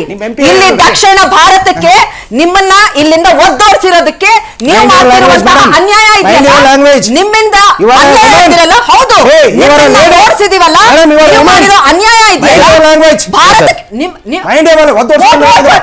ಒದ್ದೋಡ್ಸೋದ್ರೆ ಏನು? ಒದ್ದೋಡ್ಸಿದ್ದು ಅಂದ್ರೆ election ಅಲ್ಲಿ ಸೋಲ್ಸಿ. This is the attitude. This is the attitude of Congress. ಆ ದಕ್ಷಿಣ ಭಾರತಕ್ಕೆ ನೀವು ಮಾಡ್ತಿರೋ ಅನ್ಯಾಯ ಈ attitude ಇಂದನೇ ಅವ್ರು ಮಾಡಿರೋ ನಿಮ್ಮ ಮಿತ್ರ ಅನ್ಯಾಯ ಪಕ್ಷ ಇದೆಯಲ್ಲ, ಹೋಗ್ತಾ ಇದ್ದಾರೆ. RSS ನ ಅಂಬೇಡ್ಕರ್ One second. ಅದು ನಿಮ್ಮ ಭವ್ಯ attitude. madam, ಒಂದ್ ದಕ್ಷಿಣ ನಿಮಿಷ. ಭಾರತ Yes. ನಿಮ್ಮನ್ನ ಯಾವಾಗ ಸೋಲ್ಸಿ ಕಳ್ಸಿದ್ವಿ, ನೀವು Yes, ನಮಗೆ madam. ಮಾಡ್ತಿರೋ ಅನ್ಯಾಯ ಬಗ್ಗೆ ಮಾತಾಡ್ತಾ ಇದೀವಿ. Fine. ಭವ್ಯ ಆ madam. ಒಂದು ಆ ಒಂದು ದ್ವೇಷಕ್ಕೆ ಅವರು ದಕ್ಷಿಣ ಭಾರತಕ್ಕೆ ಮಾಡ್ತಿರೋ ಅನ್ಯಾಯ. ಓಕೆ ಮೇಡಮ್, ಈಗ ನೀವು ಹೇಳಿದ ಮಾತಿನ ಲಾಜಿಕ್ ಅನ್ನೇ ತಗೊಳ್ಳೋದಾದ್ರೆ 1984 404 ಸೀಟ್ಸ್, Yes. ಈಗ 52 ಸೀಟ್ಸ್. Yes. ಹಾಗಾದ್ರೆ ಇನ್ನು ಮಿಕ್ಕ ಡಿಫರೆನ್ಸ್ ಸೀಟ್ಗಳಲ್ಲಿ ಜನ ಕಾಂಗ್ರೆಸ್ ಅನ್ನ ಒದ್ದೋಡಿಸಿದ್ರು ಅಂತ ಭಾವಿಸ್ತೀರಾ ನೀವು? ಹಾ sir, See, that is what- exactly ಅಲ್ವಾ? ಅವ್ರೀಗ ದಕ್ಷಿಣ ಭಾರತನ ಓಡಿತಾ ಇದೆ ಕಾಂಗ್ರೆಸ್ ಅಂತ. Madam, answer to your ಯಾಕೆ? question. There is a reason. There is a So you have a reason to divide the country. because ಅವ್ರು ನಮಗೆ ಅನ್ಯಾಯ So you have ಮಾಡಿರೋ a reason to reason divide the country. ಅವರನ್ನ ಒಬ್ರು ನಾವು ಒಬ್ರು ಸೋಲ್ಸಿ ಮಾತಾಡಿ. ಕಳ್ಸಿದೀವಿ. What is this? ಅದಕ್ಕೆ Yes, ಆ next ನೀವು answer ರೀಸನ್ಗೆ ಮಾಡೋದು ಅವ್ರು please. ನಮಗೆ ಅನ್ಯಾಯ ಮಾಡ್ತಿದ್ದಾರೆ ದಕ್ಷಿಣ So you want to divide the country. Bharat ಅದನ್ನ ಒನ್ ಸೆಕೆಂಡ್. ಈಗ ಈ ಪರ್ಸೆಂಟೇಜ್ ಆಫ್ ಟ್ಯಾಕ್ಸ್ ಡೆವಲ್ಯೂಷನ್ ಆಧಾರದ ಮೇರೆಗೆ ಕಂಟ್ರಿಗೆ ರಾಜ್ಯಕ್ಕೆ ತುಂಬಾ ದೊಡ್ಡ ಅನ್ಯಾಯ ಆಗಿದೆ ಅಂತ ನೀವು ಭಾವಿಸೋದಾದ್ರೆ madam, considering 12th finance commission 12th 13th 14th 15th ಈ ಹಿಂದಿನ ಟ್ರೆಂಡ್ ಏನಿದೆ ಅದು ಮುಂದುವರ್ಕೊಂಡು ಬಂದಿದೆ. ಹಾ. You can definitely go through the finance commission Okay. Report and you can see UPA 1 and 2 ಅವಧಿಯಲ್ಲಿ 2005 to 15 ಅಂತ ನೀವು ನೋಡಿಕೊಂಡ್ರೆ ಕರ್ನಾಟಕಕ್ಕೆ ಬಂದಿರೋದು 4.4% ಏನೆ. If this is injustice, it was injustice then. So let me ಅಲ್ವಾ? answer So this. ನೀವು ಅದೇ ಲಾಜಿಕ್ ನಮ್ಮ ಹಾ, ಹೋದ್ರೆ ಹಾ, ಹಾ. ಹಾ. ಇದು- ಈಗ ಉತ್ತರ ಪ್ರದೇಶಕ್ಕೆ ಅವರು 19% ಕೊಟ್ಟಿದ್ರು. ನಾನು ಹೇಳ್ತಾ ಇದ್ದೀನಿ Yes. ಪ್ರಿನ್ಸಿಪಲ್ ಈಕ್ವಿಟಿ ವಿರುದ್ಧ ನಾವು ಮಾಡ್ತಿಲ್ಲ. ಇನ್ಫ್ಯಾಕ್ಟ್ ಪ್ರಿನ್ಸಿಪಲ್ ಆಫ್ ಈಕ್ವಿಟಿ ತಂದಿದೆ ಕಾಂಗ್ರೆಸ್ ಪಕ್ಷ. Okay. ಅವ್ರಿಗೆ ಜಾಸ್ತಿ ಮುಂಚೆಯಿಂದನೂ ಹೋಗುತ್ತೆ, ಇವತ್ತು ಹೋಗ್ತಿದೆ, ಮುಂದೆನೂ ಹೋಗುತ್ತೆ. Fine. ಆದ್ರೆ ಅದಕ್ಕೂ ಹೆಚ್ಚು ಮೋಸ ಆಗ್ತಿದೆ ನಮ್ಗೆ. ಯಾವ ರೀತಿ ನಮ್ಮ ಬರ, ನಮ್ಮ ಪ್ರವಾಹ ಯಾವಾಗ ಬಂದ್ರು ನಮಗೆ ಬರ್ಬೇಕಾದಂತಹ ಒಂದು ಕಾಂಪನ್ಸೇಷನ್ ಕೊಟ್ಟಿಲ್ಲ. Yes. ಮತ್ತೆ ಟ್ಯಾಕ್ಸ್ ಡೆವಲ್ಯೂಷನ್ ಬಗ್ಗೆ ಅಷ್ಟೇ ಮಾತಾಡಿಲ್ಲ. ಇದೇ GST, ಇದೇ ಫಿನಾನ್ಸ್ ಕಮಿಷನ್ ನಮಗೆ ಕೊಡ್ಬೇಕಾಗಿರೋ ಕಾಂಪನ್ಸೇಷನ್ Exactly. ಅದನ್ನ ರಿಜೆಕ್ಟ್ ಮಾಡಿದ್ ಯಾಕೆ ಅನ್ನೋದ್ರ ಬಗ್ಗೆ ಎಕ್ಸಾಕ್ಟ್ಲಿ ಅದು ಮೋಸ. ನಾನು ರಿಯಾಕ್ಷನ್ ತಗೊಳ್ತೇನೆ. ರಾಜಶೇಖರ್ ಸರ್, ಈಗ ಎರಡೂ ಪಾರ್ಟಿಗಳಿಗೆ ಅವರು ಕೊಟ್ಟ ಪ್ರಾಮಿಸ್ ಅನ್ನ ಈಡೇರಿಸಿದ್ರ ಆ ಆಧಾರದ ಮೇರೆಗೆ ಇದನ್ನ ಮಾತಾಡ್ತಿದಾರ ಅಂಡ್ ಕಾಂಗ್ರೆಸ್ ಕಮ್ ಬ್ಯಾಕ್ ಮಾಡೋದಕ್ಕೆ ಪ್ರಾಪರ್ ಎಫರ್ಟ್ ಅನ್ನ ಮಾಡಿ ನಾವು ರೆಡಿ ಇದೀವಿ ಫಾರ್ಮಿಡಬಲ್ ಅಪೋಸಿಷನ್ ಆಗಿ ಅನ್ನೋ ತರದ ಪಾಸಿಟಿವ್ಸ್ ಅನ್ನ ಏನ್ ಕಾಣ್ತಿದ್ದಾವೆ ಎರಡು major chunk of the nation? No, it is very difficult to say what is the pulse of the nation right now until election ballot ಹಾಕಿ ಪ್ರಾಮಿಸ್ ಮೇಲೆ ಡೆಲಿವರ್ ಮಾಡಿದಾರಾ BJP? it is again no, it is a subjective Okay. debate ಆಗುತ್ತೆ, ಆದ್ರೆ Fine. ಮತ್ತೆ arguments ಆಗುತ್ತೆ. Okay. So there is one thing, after Manmohan Singh's UPA 2 government, till that time we were considered politically weak government, stable government ittu, politically weak prime minister antiತ್ತು. We got a politically strong prime minister post Manmohan Singh. Okay. That is continued till date. So globally also, because of stable governance and a politically strong chief minister, because BJP emerged as the ruling party in Okay. the present dispensation, not just NDA. So they've got the mandate. When there is a stable government and you have a strong political man at the helm, you tend to bulldoze everybody. ಕನ್ನಡದಲ್ಲಿ ಹೋಗೋಣ please. ಅದನ್ನ ನಾವು ಅವ್ರನ್ನ ಅಂದ್ರೆ ಎಲ್ಲರನ್ನು ನೆಲಸಮ ಮಾಡ್ಕೊಂಡು ಹೋಗ್ಬಿಡ್ತಾರೆ. ನೆಲಸಮ ಮಾಡ್ಕೊಂಡು ಹೋಗೋ ಶಕ್ತಿ ಅವ್ರಿಗೆ ಬರುತ್ತೆ. ಅವ್ರು ಮಾಡ್ತಿದಾರೆ ಅಂತ ಹೇಳ್ತಿಲ್ಲ, ಬರುತ್ತೆ, ಶಕ್ತಿ ಬರುತ್ತೆ. ಟಾರ್ಗೆಟ್ 400 ಅನ್ನೋದಿದೆಯಲ್ಲ, ಎಷ್ಟು ಲಾಜಿಕಲ್ ಅಂಡ್ ಇದ್ರ ಬಗ್ಗೆ ಈ ಮಾತನ್ನ ಅಲ್ಲ, ಇದು ಕಾಂಗ್ರೆಸ್ ಅವ್ರು ಕೂಡ ಟಾರ್ಗೆಟ್ 400 ಮಾಡ್ಕೋಬಹುದು. As A political party, every party ಅವ್ರಿಗೆ ಒಂದು ರೈಟ್ ಇರುತ್ತೆ, ನಾವು ಇಷ್ಟು ಟಾರ್ಗೆಟ್ ಮಾಡ್ಕೋಬೇಕು ಅಂತೇಳಿ. ಅದನ್ನ ಯಾರು ಸ್ಟಾಪ್ ಮಾಡಕ್ಕಾಗಲ್ಲ. 400 ಅಲ್ಲ ಅಂದ್ರೆ 550 ನಮ್ದೇ ಅಂತ ಅನ್ಕೋಬಹುದು ಬೇಕಾದ್ರೆ. ಸೊ ಬಟ್ ಡೆಮೋಕ್ರಸಿಯಲ್ಲಿ ಏನ್ ಬೇಕಾದ್ರೂ ಮಾತಾಡ್ಬೋದು ಅವರು, ಬಟ್ ಅಲ್ಟಿಮೇಟ್ಲಿ ಜನ ಡಿಸೈಡ್ ಮಾಡ್ತಾರೆ ಅವ್ರಿಗೆ ಎಷ್ಟು ಕೊಡ್ಬೇಕು. ಸಿ ಗ್ರೇಟೆಸ್ಟ್ ಎಕ್ಸಾಂಪಲ್ ನಾನು ನಿಮ್ಗೆ ಕೊಡೋದಂದ್ರೆ ಇಂಡಿಯಾ ಶೈನಿಂಗ್ ಕ್ಯಾಂಪೇನ್ ಆಯ್ತು ವಾಜಪೇಯಿ ಅವರು ಇದ್ದಾಗ. ಅವಾಗ ಏನ್ ಬಂದೇ ಬಿಡ್ತು ವಾಜಪೇಯಿ ಗವರ್ಮೆಂಟ್ ಸೆಕೆಂಡ್ ಟರ್ಮ್ಗೆ ಅಂತ ಇತ್ತು. ಸೊ ಅವಾಗ ಯಾರು ಊಹಿಸ್ದಂಗೆ ಕಾಂಗ್ರೆಸ್ ಬಂತು. ಸೊ ಲಾಸ್ಟ್ ಟೈಮ್ ಕೂಡ ಬಿಜೆಪಿಗೆ ಈ ಸಲ ಬರೋದಿಲ್ಲ ಅಷ್ಟೊಂದು ಸೀಟು, NDA ಅಷ್ಟೊಂದು ಬರೋದಿಲ್ಲ, ಈ ಸಲ UPA ಬರುತ್ತೆ ಅಂತೇಳಿ ಒಂದು ಮಾತುಕತೆ ನಡೀತಿತ್ತು ಎಲೆಕ್ಷನ್ ಟೈಮಲ್ಲಿ. ಬಟ್ ಏನಾಯ್ತು, ಬಿಜೆಪಿಗೆ ಫುಲ್ ಮೆಜಾರಿಟಿ ಬಂತು. Not just NDA. ಚಾಲೆಂಜ್ ಏನಂದ್ರೆ ಸರ್, ಈಗ ಕಾಂಗ್ರೆಸ್ 206 ಇಂದ 44ಗೆ ಕುಸಿದಿದ್ದು, ನೆಕ್ಸ್ಟ್ 52, ಈಗ ಹ್ಯಾಟ್ರಿಕ್ ಚುನಾವಣೆಗಳನ್ನು ಎದುರಿಸ್ತಿರೋದು ಅಂಡ್ ಅಗೇನ್ಸ್ಟ್ ಮೋದಿ ಅನ್ನೋ ತರದ, ಮೋದಿ ವರ್ಸಸ್ ಹೂ ಅನ್ನೋ ತರದ ಈಕ್ವೇಷನ್ ಇದೆಯಲ್ಲ, ಇದಕ್ಕೆ ಅವಕಾಶ ಮಾಡಿ ಕೊಡಬಾರ್ದಾಗಿತ್ತು ಅಂತ. ಆರ್ ಒಂದ್ ವೇಳೆ ಅವರ ಆ ಒಗ್ಗಟ್ಟು ಅನ್ನೋದು ಒಂದು ಆನ್ಸರ್ ಆಗಿದ್ದಿದ್ರೆ ಮೇ ಬಿ ಈಗ ಮಮತಾ ಬ್ಯಾನರ್ಜಿ ಅವರು ಮಲ್ಲಿಕಾರ್ಜುನ ಖರ್ಗೆ ಅವರ ಲೀಡರ್ಶಿಪ್ ಅನ್ನೋದನ್ನ ಮಾತಾಡುವಾಗ ಕಾಂಗ್ರೆಸ್ ಒಪ್ಕೋಬಹುದಾಗಿತ್ತೇನೋ ಗೊತ್ತಿಲ್ಲ, ಮೇ ಬಿ ಅದು ಈಕ್ವೇಷನ್ ಚೇಂಜ್ ಮಾಡ್ತಿತ್ತೇನೋ ಗೊತ್ತಿಲ್ಲ. ಸ್ವಲ್ಪ ಹಿಂದೆ ಇತಿಹಾಸ ನೀವು ಹೋದ್ರೆ 75, 77 ಏನಾಯ್ತು ಅಂತೇಳಿ, ಇದೇ ಎಲ್ಲಾ ಪಕ್ಷಗಳು ಕೂಡ, ಜನಸಂಘ ಇರ್ಬೋದು, ಜನತಾ ಪಾರ್ಟಿ, ಎಲ್ಲರೂ ಕಾಂಗ್ರೆಸ್ ವಿರುದ್ಧ ನಿಂತ್ಕೊಂಡಿದ್ರು. ಪರಿಸ್ಥಿತಿ ಸಿಮಿಲರ್ ಪರಿಸ್ಥಿತಿ. ಇಂದಿರಾ ಗಾಂಧಿ ಅವತ್ತು ಅದೇ ತರ ಇದ್ರು. ಮೋದಿ ಯಾವ ತರ ಇವಾಗ ಪೊಲಿಟಿಕಲಿ ಸ್ಟ್ರಾಂಗ್ ಇದ್ದಾರೆ, ಇಂದಿರಾ ಗಾಂಧಿ ಕೂಡ ಅದೇ ತರ ಸ್ಟ್ರಾಂಗ್ ಇದ್ರು ಅವರು. ಇವತ್ತು ಮೋದಿ ಅವರು ಆ ಪೊಸಿಷನ್ ಇದ್ದಾರೆ. ಕಾಂಗ್ರೆಸ್ ಜೊತೆ ಎಲ್ಲ ಅದರ್ ಪಾರ್ಟೀಸ್ ಹ್ಯಾವ್ ಜಾಯಿಂಡ್. ಕಮ್ಯುನಿಸ್ಟ್ಗಳು, ಅದೇ ಜನತಾ ಪಾರ್ಟಿ ಅವರು, ತೃಣಮೂಲ್ ಕಾಂಗ್ರೆಸ್ ಎಲ್ಲ ಪಾರ್ಟಿ ಜಾಯ್ನ್ ಆಗಿ ಬಿಜೆಪಿ ಅಗೇನ್ಸ್ಟ್ ಹೋಗ್ತಿದ್ದಾರೆ. ಸೊ ಇಟ್ ಈಸ್ ಆ ಪೊಲಿಟಿಕಲ್ ಸಿಚುವೇಶನ್ ಕರೆಕ್ಟ್ ಆಗಿ ಅವ್ರು ಬಿಹೇವ್ ಮಾಡ್ತಾರೆ. ನೀವು ಹೇಳಿದ ಇನ್ನೊಂದು INDA ಏನು ಇದೆ ಅಂತೇಳಿ ಅವರಲ್ಲಿ ತುಂಬಾ ಕಾಂಟ್ರಾಸ್ಟ್ಗಳಿದೆ. ಅವರಲ್ಲೇ ಲೋಕಲ್ಲಿ ಅವರೇ ಅಪೋಸಿಷನ್ ಸಹ ಇದ್ದಾರೆ. ಇದು ಕೇರಳದಲ್ಲಿ ತಗೊಳ್ಳಿ, ವೆಸ್ಟ್ ಬೆಂಗಾಲಲ್ಲಿ ತಗೊಳ್ಳಿ, ಮಹಾರಾಷ್ಟ್ರದಲ್ಲಿ ತಗೊಳ್ಳಿ, ಬಿಹಾರಲ್ಲಿ ತಗೊಳ್ಳಿ. ಸೊ ಅಲ್ಲಿ ಕಾಂಗ್ರೆಸ್ನ ಪ್ರೆಸೆನ್ಸ್ ತುಂಬಾ ಕಡಿಮೆ. ಆಬ್ವಿಯಸ್ಲಿ ಅವ್ರ ಪಾರ್ಟ್ನರ್ಸ್ ಅವ್ರು ಹೇಳ್ದಂಗೆ, ಇವನ್ ಡೆಲ್ಲಿನಲ್ಲಿ ಕೂಡ ಆಮ್ ಆದ್ಮಿ ಪಾರ್ಟಿ, ಹರಿಯಾಣದಲ್ಲಿ ಆಮ್ ಆದ್ಮಿ ಪಾರ್ಟಿ ಹೇಳ್ದಂಗೆ ಅವರು ಜೂನಿಯರ್ ಪಾರ್ಟ್ನರ್ ಆಗಿ ಬಿಹೇವ್ ಆಗುತ್ತೆ. ಬಟ್ ವಿತೌಟ್ ಕಾಂಗ್ರೆಸ್ ಒಂದು ಅಪೋಸಿಷನ್ ಒಂದು ಯುನೈಟ್ ಆಗಿ ಬಿಜೆಪಿ ಸೋಲಿಸ್ತಾರೆ ಅಂದ್ರೆ that is difficult to believe. Congress ಇರಬೇಕು, ಬಟ್ ಕಾಂಗ್ರೆಸ್ ಯಾವ ರೀತಿ ಅವ್ರನ್ನೆಲ್ಲ ನಡ್ಸ್ಕೊಳ್ಳುತ್ತೆ ಮತ್ತೆ ಅವರೆಲ್ಲ ಯಾವ ರೀತಿ ಇದು ಮಾಡುತ್ತೆ. ಮತ್ತೆ ತೃಣಮೂಲ್ ಕಾಂಗ್ರೆಸ್ ವೆಸ್ಟ್ ಬೆಂಗಾಲಲ್ಲಿ ಇನ್ನೊಂದು ಬೆಂಗಾಲಲ್ಲಿ ಏನು ಪ್ರಾಬ್ಲಮ್ ಆಗಿದೆ, ಅಲ್ಲಿ ಕಮ್ಯುನಿಸ್ಟ್ಗಳಿದ್ದಾರೆ. ಅವ್ರ ಪ್ರೈಮರಿ ಅಪೋಸಿಷನ್ ಕಮ್ಯುನಿಸ್ಟ್. ಕಾಂಗ್ರೆಸ್ ಅವ್ರಿಗೆ ಟಿಕೆಟ್ ಕೊಡಿ, ಸೀಟ್ ಕೊಡಿ ಅಂತ ಕೇಳ್ತಿದ್ದಾರೆ, ಕೊಡೋದಿಲ್ಲ ಅಂತ ಹೇಳಿ ವಾಕ್ಔಟ್ ಮಾಡಿದ್ದಾರೆ. ಇನ್ನಷ್ಟು ಮಾಹಿತಿ ಪಡ್ಕೊಳ್ತೀನಿ. ಸೊ ಅಲ್ಲಿಗೆ ಬಹಳ important factor leadership, number of seat sharing ನ ಬಗ್ಗೆ ಚರ್ಚೆ ಆಗಿದೆಯಾ. ಪ್ರಾದೇಶಿಕವಾಗಿ ಬಹಳ ಸ್ಟ್ರಾಂಗ್ ಇರುವ ಪಕ್ಷಗಳು ಕಾಂಗ್ರೆಸ್ ಅನ್ನ ನಾನ್ ಲೀಡರು ಅಂತ ಮುಂದೆ ಹೋಗೋದಕ್ಕೆ ಬಿಡ್ತೀವಿಯಾ, ಅದರ ಬಗ್ಗೆ ಚರ್ಚೆ ಬಂದಾಗಲೇ ಈ ರೀತಿ ಕಿತ್ತಾಟ ಆಗ್ತಿರೋದು. 400 ಸೀಟ್ಗಳನ್ನ ಗೆದ್ಕೊಂಡು ಬಿಡ್ತೀವಿ, ಇಂಡಿವಿಜುವಲಿ 370 ಅಂತ ಪ್ರಧಾನಮಂತ್ರಿ ಅವರು ಪ್ರಾಮಿಸ್ ಮಾಡ್ತಾ ಇದ್ರೆ, ಅಪೋಸಿಷನ್ಗೆ ಚಾಲೆಂಜ್ ಹಾಕೋದು ನೀವು 40 ಸೀಟ್ಗಳನ್ನ ಉಳಿಸ್ಕೊಳ್ಳೋಕ್ಕೂ ಕಷ್ಟ ಆಗುತ್ತೆ ನೋಡ್ತೀರಿ ಅಂತ. ಈ ತರದ ಪರಿಸ್ಥಿತಿ ಯಾಕಿದೆ, ಅಂತಹ ಕಾನ್ಫಿಡೆನ್ಸ್ ಏನನ್ನ ಕೊಡ್ತಾ ಇದೆ? ಇದನ್ನ ಟ್ಯಾಕಲ್ ಮಾಡೋದಕ್ಕೆ ಎದುರಾಳಿ ಪಾಳೆಯದಲ್ಲಿರುವಂತಹ ಒಗ್ಗಟ್ಟಿನ ಮಂತ್ರವೋ, ನೀವು ಸೋತಿದ್ದೀರಿ ಅನ್ನೋದರ ಎಕ್ಸ್ಪ್ಲನೇಷನ್ ಯಾವುದು ಇವರ ಸಹಾಯಕ್ಕೆ ಬರಬಹುದು ಅನ್ನೋ ವಿಷಯದ ಬಗ್ಗೆ ನಾವು ಡಿಸ್ಕಸ್ ಮಾಡ್ತಾ ಇದ್ವಿ. ಕೆಲ ಸರ್ವೆಗಳ ಅಂಶಗಳಲ್ಲೂ ಈಗ ಬಿಜೆಪಿ ಎಲ್ಲ ಒಂದ್ ಕಡೆ ಎಡ್ಜ್ ಪಡ್ಕೊಂಡ್ ಬಿಡುತ್ತೆ ಅನ್ನೋ ಥರದ್ದಿದೆಯಲ್ಲ, ಸ್ಟ್ರೈಕ್ ರೇಟ್ 80% ಎಲ್ಲ ಇದ್ರೆ ಆ ಹಂತಕ್ಕೆ ಹೋಗಬಹುದು ಅನ್ನೋದಿದೆ. ಆ ಬಗ್ಗೆ ಇನ್ನೊಂದಷ್ಟು ಡಿಸ್ಕಸ್ ಮಾಡ್ತಾ ಹೋಗೋಣ. ನಾಗೇಂದ್ರ ಸರ್, ಈಗ ಒಂದು ಪಕ್ಷ ನಿಂತ್ಕೊಂಡು ನಾವು 400 ಮೆಜಾರಿಟಿ ಸೀಟ್ಸ್ ಗಳನ್ನ ಗೆಲ್ತೀವಿ ಅಂತ ಪ್ರಾಮಿಸ್ ಮಾಡುತ್ತೆ, ಚಾಲೆಂಜ್ ಮಾಡುತ್ತೆ ಅನ್ನೋದಾದ್ರೆ, ಏನ್ ಅಂಥದ್ದೇನು ನಿಮ್ಮ ದೋಸ್ತಿ ಪಾರ್ಟಿ ಮಾಡ್ತಿರುವಂತ ಮ್ಯಾಜಿಕ್ ಅದು ಏನು ಅಂತ ನಿಮಗೇನು ಅನ್ಸುತ್ತೆ? ಗೆಲ್ಲೋದಕ್ಕೆ ಏನ್ ಕಾರಣಗಳು? ನಿಮಗೆ ಅದಕ್ಕಿಂತ ಮೊದಲಾಗಿ ಒಂದು ಸತ್ಯವನ್ನು ಹೇಳಬೇಕಾಗುತ್ತೆ. ಸ್ವತಂತ್ರ ಬಂದ ನಂತರ ಯಾವ ಕಾಂಗ್ರೆಸ್ ಪಕ್ಷ 45 ವರ್ಷಗಳ ಕಾಲ ಈ ದೇಶವನ್ನು ಆಳ್ತಾ ಇತ್ತು, ಆಗ ಇರ್ತಕ್ಕಂಥ ರಾಷ್ಟ್ರೀಯ ಪಕ್ಷ ಏನ್ ಹೇಳ್ತಿದ್ದು, ಕಾಂಗ್ರೆಸ್ ಅವರ ವಿರುದ್ಧವಾಗಿ ದೇಶದಲ್ಲಿ ಕೆಲವು ರಾಜ್ಯಗಳು ಅಭಿವೃದ್ಧಿ ಆಗ್ತಾ ಇಲ್ಲ. ಹಾಗೆ ಇವತ್ತು ಮತ್ತೆ ಸೇಮ್ ಬಿಜೆಪಿ ಬಂದ ನಂತರ ಇದೇ ಕಾಂಗ್ರೆಸ್ ಪಕ್ಷ ಮತ್ತೆ ಇನ್ನೊಂದು ರಾಷ್ಟ್ರೀಯ ಪಕ್ಷವನ್ನ ಬೆರಳು ತೋರಿಸ್ತಾ ಇದೆ, ರಾಜ್ಯಗಳು ಅಭಿವೃದ್ಧಿ ಆಗ್ತಾ ಇಲ್ಲ. ಹಾಗಾದ್ರೆ ಎರಡೂ ರಾಷ್ಟ್ರೀಯ ಪಕ್ಷಗಳು ರಾಜ್ಯಗಳು ಅನ್ಯಾಯ ಮಾಡ್ತಾ ಇದಾವ? ಹಾಗಾದ್ರೆ ಪ್ರಾದೇಶಿಕ ಪಕ್ಷಗಳು ಈ ದೇಶದಲ್ಲಿ ಯಾಕೆ ಇಷ್ಟೊಂದು ಉಟ್ಕೊಂಡ್ವು? ಈ ದೇಶದಲ್ಲಿ ರಾಷ್ಟ್ರೀಯ ಪಕ್ಷಗಳು ಇರಬೇಕಾಗಿತ್ತು, ಒಳ್ಳೆ ಆಡಳಿತ ಕೊಟ್ಟಿದ್ರೆ. ರಾಷ್ಟ್ರೀಯ ಪಕ್ಷಗಳು ಇಲ್ದೇನೆ ಆಗ್ಲೇ ಮೇಡಮ್ ಅವರು ಒಂದು ಮಾತನ್ನು ಹೇಳ್ತಾ ಇದ್ರು, ದಕ್ಷಿಣ ಭಾರತದಲ್ಲಿ ಹೆಚ್ಚು ಕಡಿಮೆ ನಾವೆಲ್ಲ ಪ್ರಾದೇಶಿಕ ಪಕ್ಷಗಳವರೇ ಇರ್ತಕ್ಕಂಥದ್ದು. ಯಾಕೆ ಈ ಪರಿಸ್ಥಿತಿ ಬಂತಾಗಾದ್ರೆ ಇಲ್ಲ ಅಂದ್ರೆ ಕರೆಕ್ಟ್ ಯಾಕೆ ನಾವು ಪ್ರಾದೇಶಿಕ ಪಕ್ಷಗಳು ಇಷ್ಟೊಂದು ಉಟ್ಕೊಳ್ಳೋದಕ್ಕೆ ಅವಕಾಶ ಸಿಕ್ತು? ನಾನೊಂದು ಪ್ರಶ್ನೆ ಮೇಡಮ್ ಅವ್ರನ್ನು ಕೂಡ ಕೇಳ್ತೆ, ಕಳೆದ 10 ವರ್ಷಗಳಲ್ಲಿ ಒಂದು ವಿರೋಧ ಪಕ್ಷವಾಗಿ ಕೇಂದ್ರದಲ್ಲಿ ತಾವು ಯಾವ ರೀತಿ ಕೆಲಸ ಮಾಡಿದ್ರಿ? ಇವತ್ತು ಈ ಪರಿಸ್ಥಿತಿ ಬರೋದಕ್ಕೆ ಕೇಂದ್ರದಲ್ಲಿ ತಾವು ವಿರೋಧ ಪಕ್ಷವಾಗಿ ಯಾವ ರೀತಿ ಕೆಲಸ ಮಾಡಿದ್ರಿ? ಇವತ್ತು 2 ರಾಷ್ಟ್ರೀಯ ಪಕ್ಷಗಳು ರಾಜ್ಯಗಳಿಗೆ ಅನ್ಯಾಯ ಮಾಡ್ತಾ ಇರ್ತಕ್ಕಂಥದಕ್ಕೆ ಇವತ್ತು ಅವರು ಕೂಡ ಒಂದು ಮಾತನ್ನ ಎತ್ತಿದ್ದಾರೆ. ಅದನ್ನ ಯಾವ ರೀತಿ ಮಾತಾಡಬೇಕಾಗಿತ್ತು ಅನ್ನೋದನ್ನ ಮರೆತು ಜನಗಳು ಹೇಳ್ತಾ ಇದ್ದಾರೆ ದಕ್ಷಿಣ ಭಾರತವನ್ನ ನಮಗೆ ಸಪರೇಟ್ ಮಾಡಬೇಕು ಅನ್ಯಾಯ ಮಾಡಿದೆ ಅಂತೀರಿ. ಪ್ರಶ್ನೆ ನಿಮಗೆ, ಎಲ್ಲ ರಾಜ್ಯಗಳಿಗೆ 2 ರಾಷ್ಟ್ರೀಯ ಪಕ್ಷಗಳು ಇದ್ದಂತಹ ಸಂದರ್ಭದಲ್ಲಿ ನಾನೊಂದು ಮಾತು ಹೇಳ್ತಾ ಇದ್ದೀನಿ, ಶಾಶ್ವತ ನೀರಾವರಿ ಯೋಜನೆಗಳು, ಇಲ್ಲಿ ಪತ್ರಕರ್ತರಿದ್ದಾರೆ, ಹಿರಿಯರಿದ್ದಾರೆ, ಶಾಶ್ವತ ನೀರಾವರಿ ಯೋಜನೆಗಳು ಯಾವತ್ತಿಂದ ಇದೆ? ನಾವು ಹುಟ್ಟಿದಾಗಿಂದ ಪಾರ್ಲಿಮೆಂಟ್ ಅಡ್ರೆಸ್ ಮತ್ತೆ ಸರ್ವೆಗೆ ಬರೋಣ ಪ್ಲೀಸ್. ಈಗ ಬಿಜೆಪಿಯ ಈ ಕಾನ್ಫಿಡೆನ್ಸ್ ಗೆ ಕಾರಣ ಏನು ಅಂತ ನಿಮ್ಗೆ ಅನ್ಸುತ್ತೆ? ಏನ್ ಫ್ಯಾಕ್ಟರ್ಸ್? ಒಂದು ಯಾಕೆ ಗೆಲ್ಲಬೇಕು ಬಿಜೆಪಿ? ಇಲ್ಲ, ಯುವಕರ ಟೀಮ್ ಇವತ್ತು ಏನ್ ಬರ್ತಾ ಇದೆ, ಅವತ್ತು ನಮಗೆ ಎಲೆಕ್ಟ್ರಾನಿಕ್ ಮೀಡಿಯಾ ಆಗಿರ್ಬೋದು, ಸೋಷಿಯಲ್ ಮೀಡಿಯಾ ಆಗಿರ್ಬೋದು, ಇಷ್ಟೊಂದು ದೊಡ್ಡ ಮಟ್ಟದಲ್ಲಿ, ನಾನೇ ಒಬ್ಬ ಸಣ್ಣ ಹುಡುಗನಿದ್ದಾಗ ನನಗೆ 55 ವರ್ಷ, ಆವತ್ತಿನ ಒಂದು ಬೆಳವಣಿಗೆಗಳಲ್ಲಿ ಕೇಳ್ತಕ್ಕಂಥ ಒಂದು ವ್ಯಕ್ತಿ ಯಾವುದೇ ಒಂದು ವಿಚಾರವನ್ನ ಕೇಳುವಂತ ಪರಿಸ್ಥಿತಿಯಲ್ಲಿ ಇರಲಿಲ್ಲ.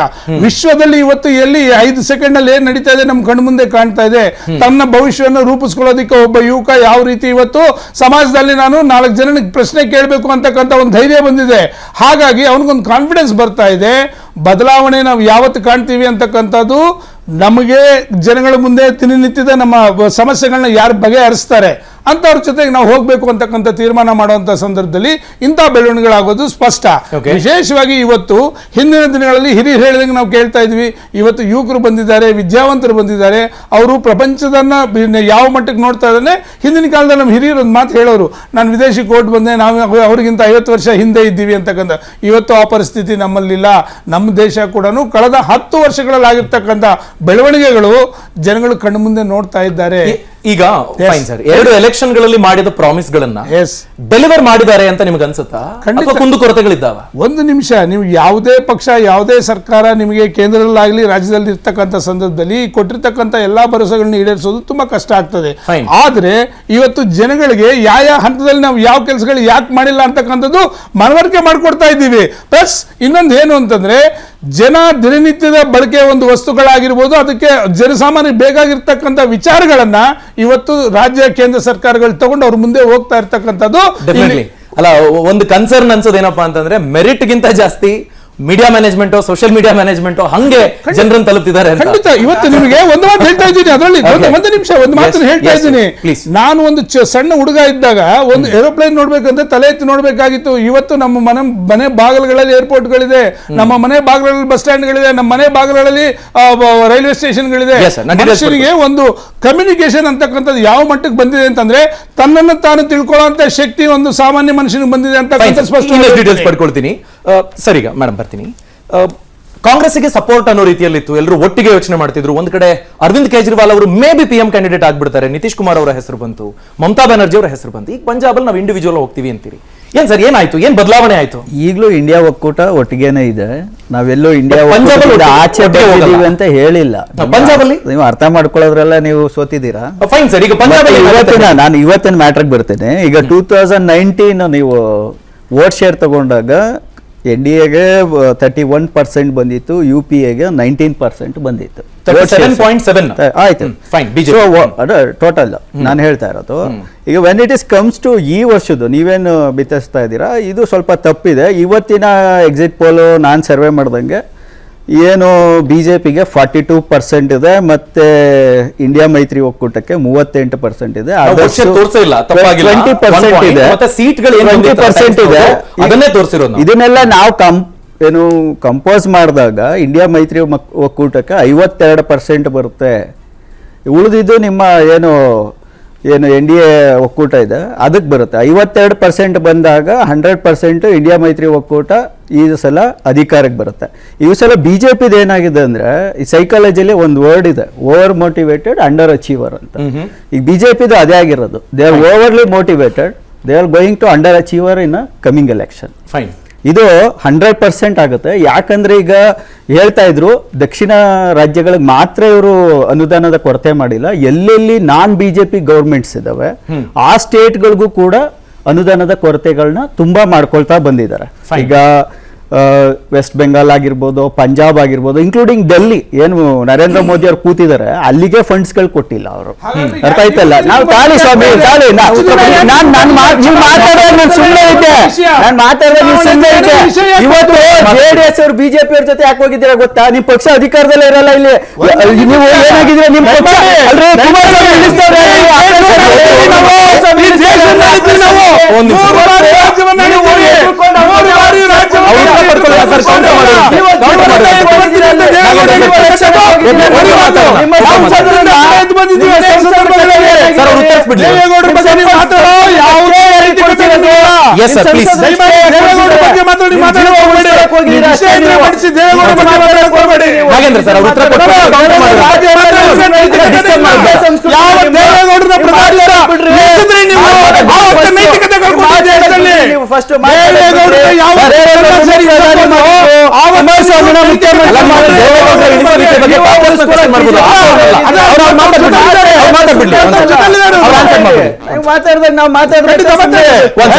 ಇವತ್ತು ದೇಶ ಎಷ್ಟು ಸಮಸ್ಯೆಗಳನ್ನ ಇವತ್ತು ದೇಶದಲ್ಲಿ ಹೇಳ್ಬಿಡ್ತೀನಿ.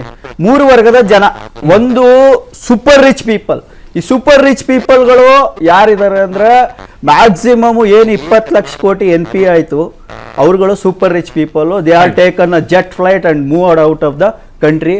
They are non Muslims, they are not coming from the ಪಾಕಿಸ್ತಾನದಿಂದ ಬರಲಿಲ್ಲ, ಅವರೆಲ್ಲ ಚೈನಾದಿಂದ ಬರಲಿಲ್ಲ. ಅದರಲ್ಲಿ maximum people they come from the ಎಲ್ಲಿಂದ ಹೇಳ್ಬಿಡ್ತೀನಿ, ಒಂದ್ ನಿಮಿಷ, ಗುಜರಾತಿಂದ. 2ನೇ ವರ್ಗದ ಜನ ಹೇಳ್ಬಿಡ್ತೀನಿ. 2ನೇ ವರ್ಗದ ಜನ ಬಂದಿದ್ದು ರಿಚ್ ಪೀಪಲ್. ಅವ್ರಿಗೆಲ್ಲ 33% ಇದ್ದದನ್ನ 23%ಗೆ ಟ್ಯಾಕ್ಸ್ ರೆಡ್ಯೂಸ್ ಮಾಡಿದ್ರು, ಅವರು ಚೆನ್ನಾಗಿದ್ದಾರೆ. ಇನ್ನು 3ನೇ ವರ್ಗದ ಜನ, ಇದೇನು ಡಿಪ್ರೆಸೇಷನ್ ಇದೆ ಎಕನಾಮಿ, 4 ಇದ್ದದನ್ನ ಈಗ 6.6 ತಗೊಬಂದು ನಿಲ್ಸ್ಕೊಂಡಿದ್ದಾರೆ. ಅದಕ್ಕೆ ಟ್ಯಾಕ್ಸ್ ಕಟ್ಟಿ ಸಾಯ್ತಾ ಇರೋರು ಮಧ್ಯಮ ಮತ್ತೆ ಕೆಲವರ್ಗದ ಜನ. ನಾವು ಹೌಸಿಂಗ್ ಲೋನ್ ಆಗ್ಬೋದು, ಕಾರ್ ಲೋನ್ ಆಗ್ಬೋದು, ಹೆವಿ ಟ್ಯಾಕ್ಸ್ ಕಟ್ಕೊಂಡು ಈ ಓಡೋದವ್ರನ್ನ ಅದ್ರದ್ದು ಕಾಂಪನ್ಸೇಷನ್ ಮಾಡ್ತಾ ಇರೋದು ನಾವು. ಓಟ್ ಇರೋದು ನಾವು ಕೆಳವರ್ಗದವ್ರೆ. ಈ ಸಲ ತಕ್ಕವಾದ ಪಾಠವನ್ನ ಕಲಿಸ್ತೀವಿ.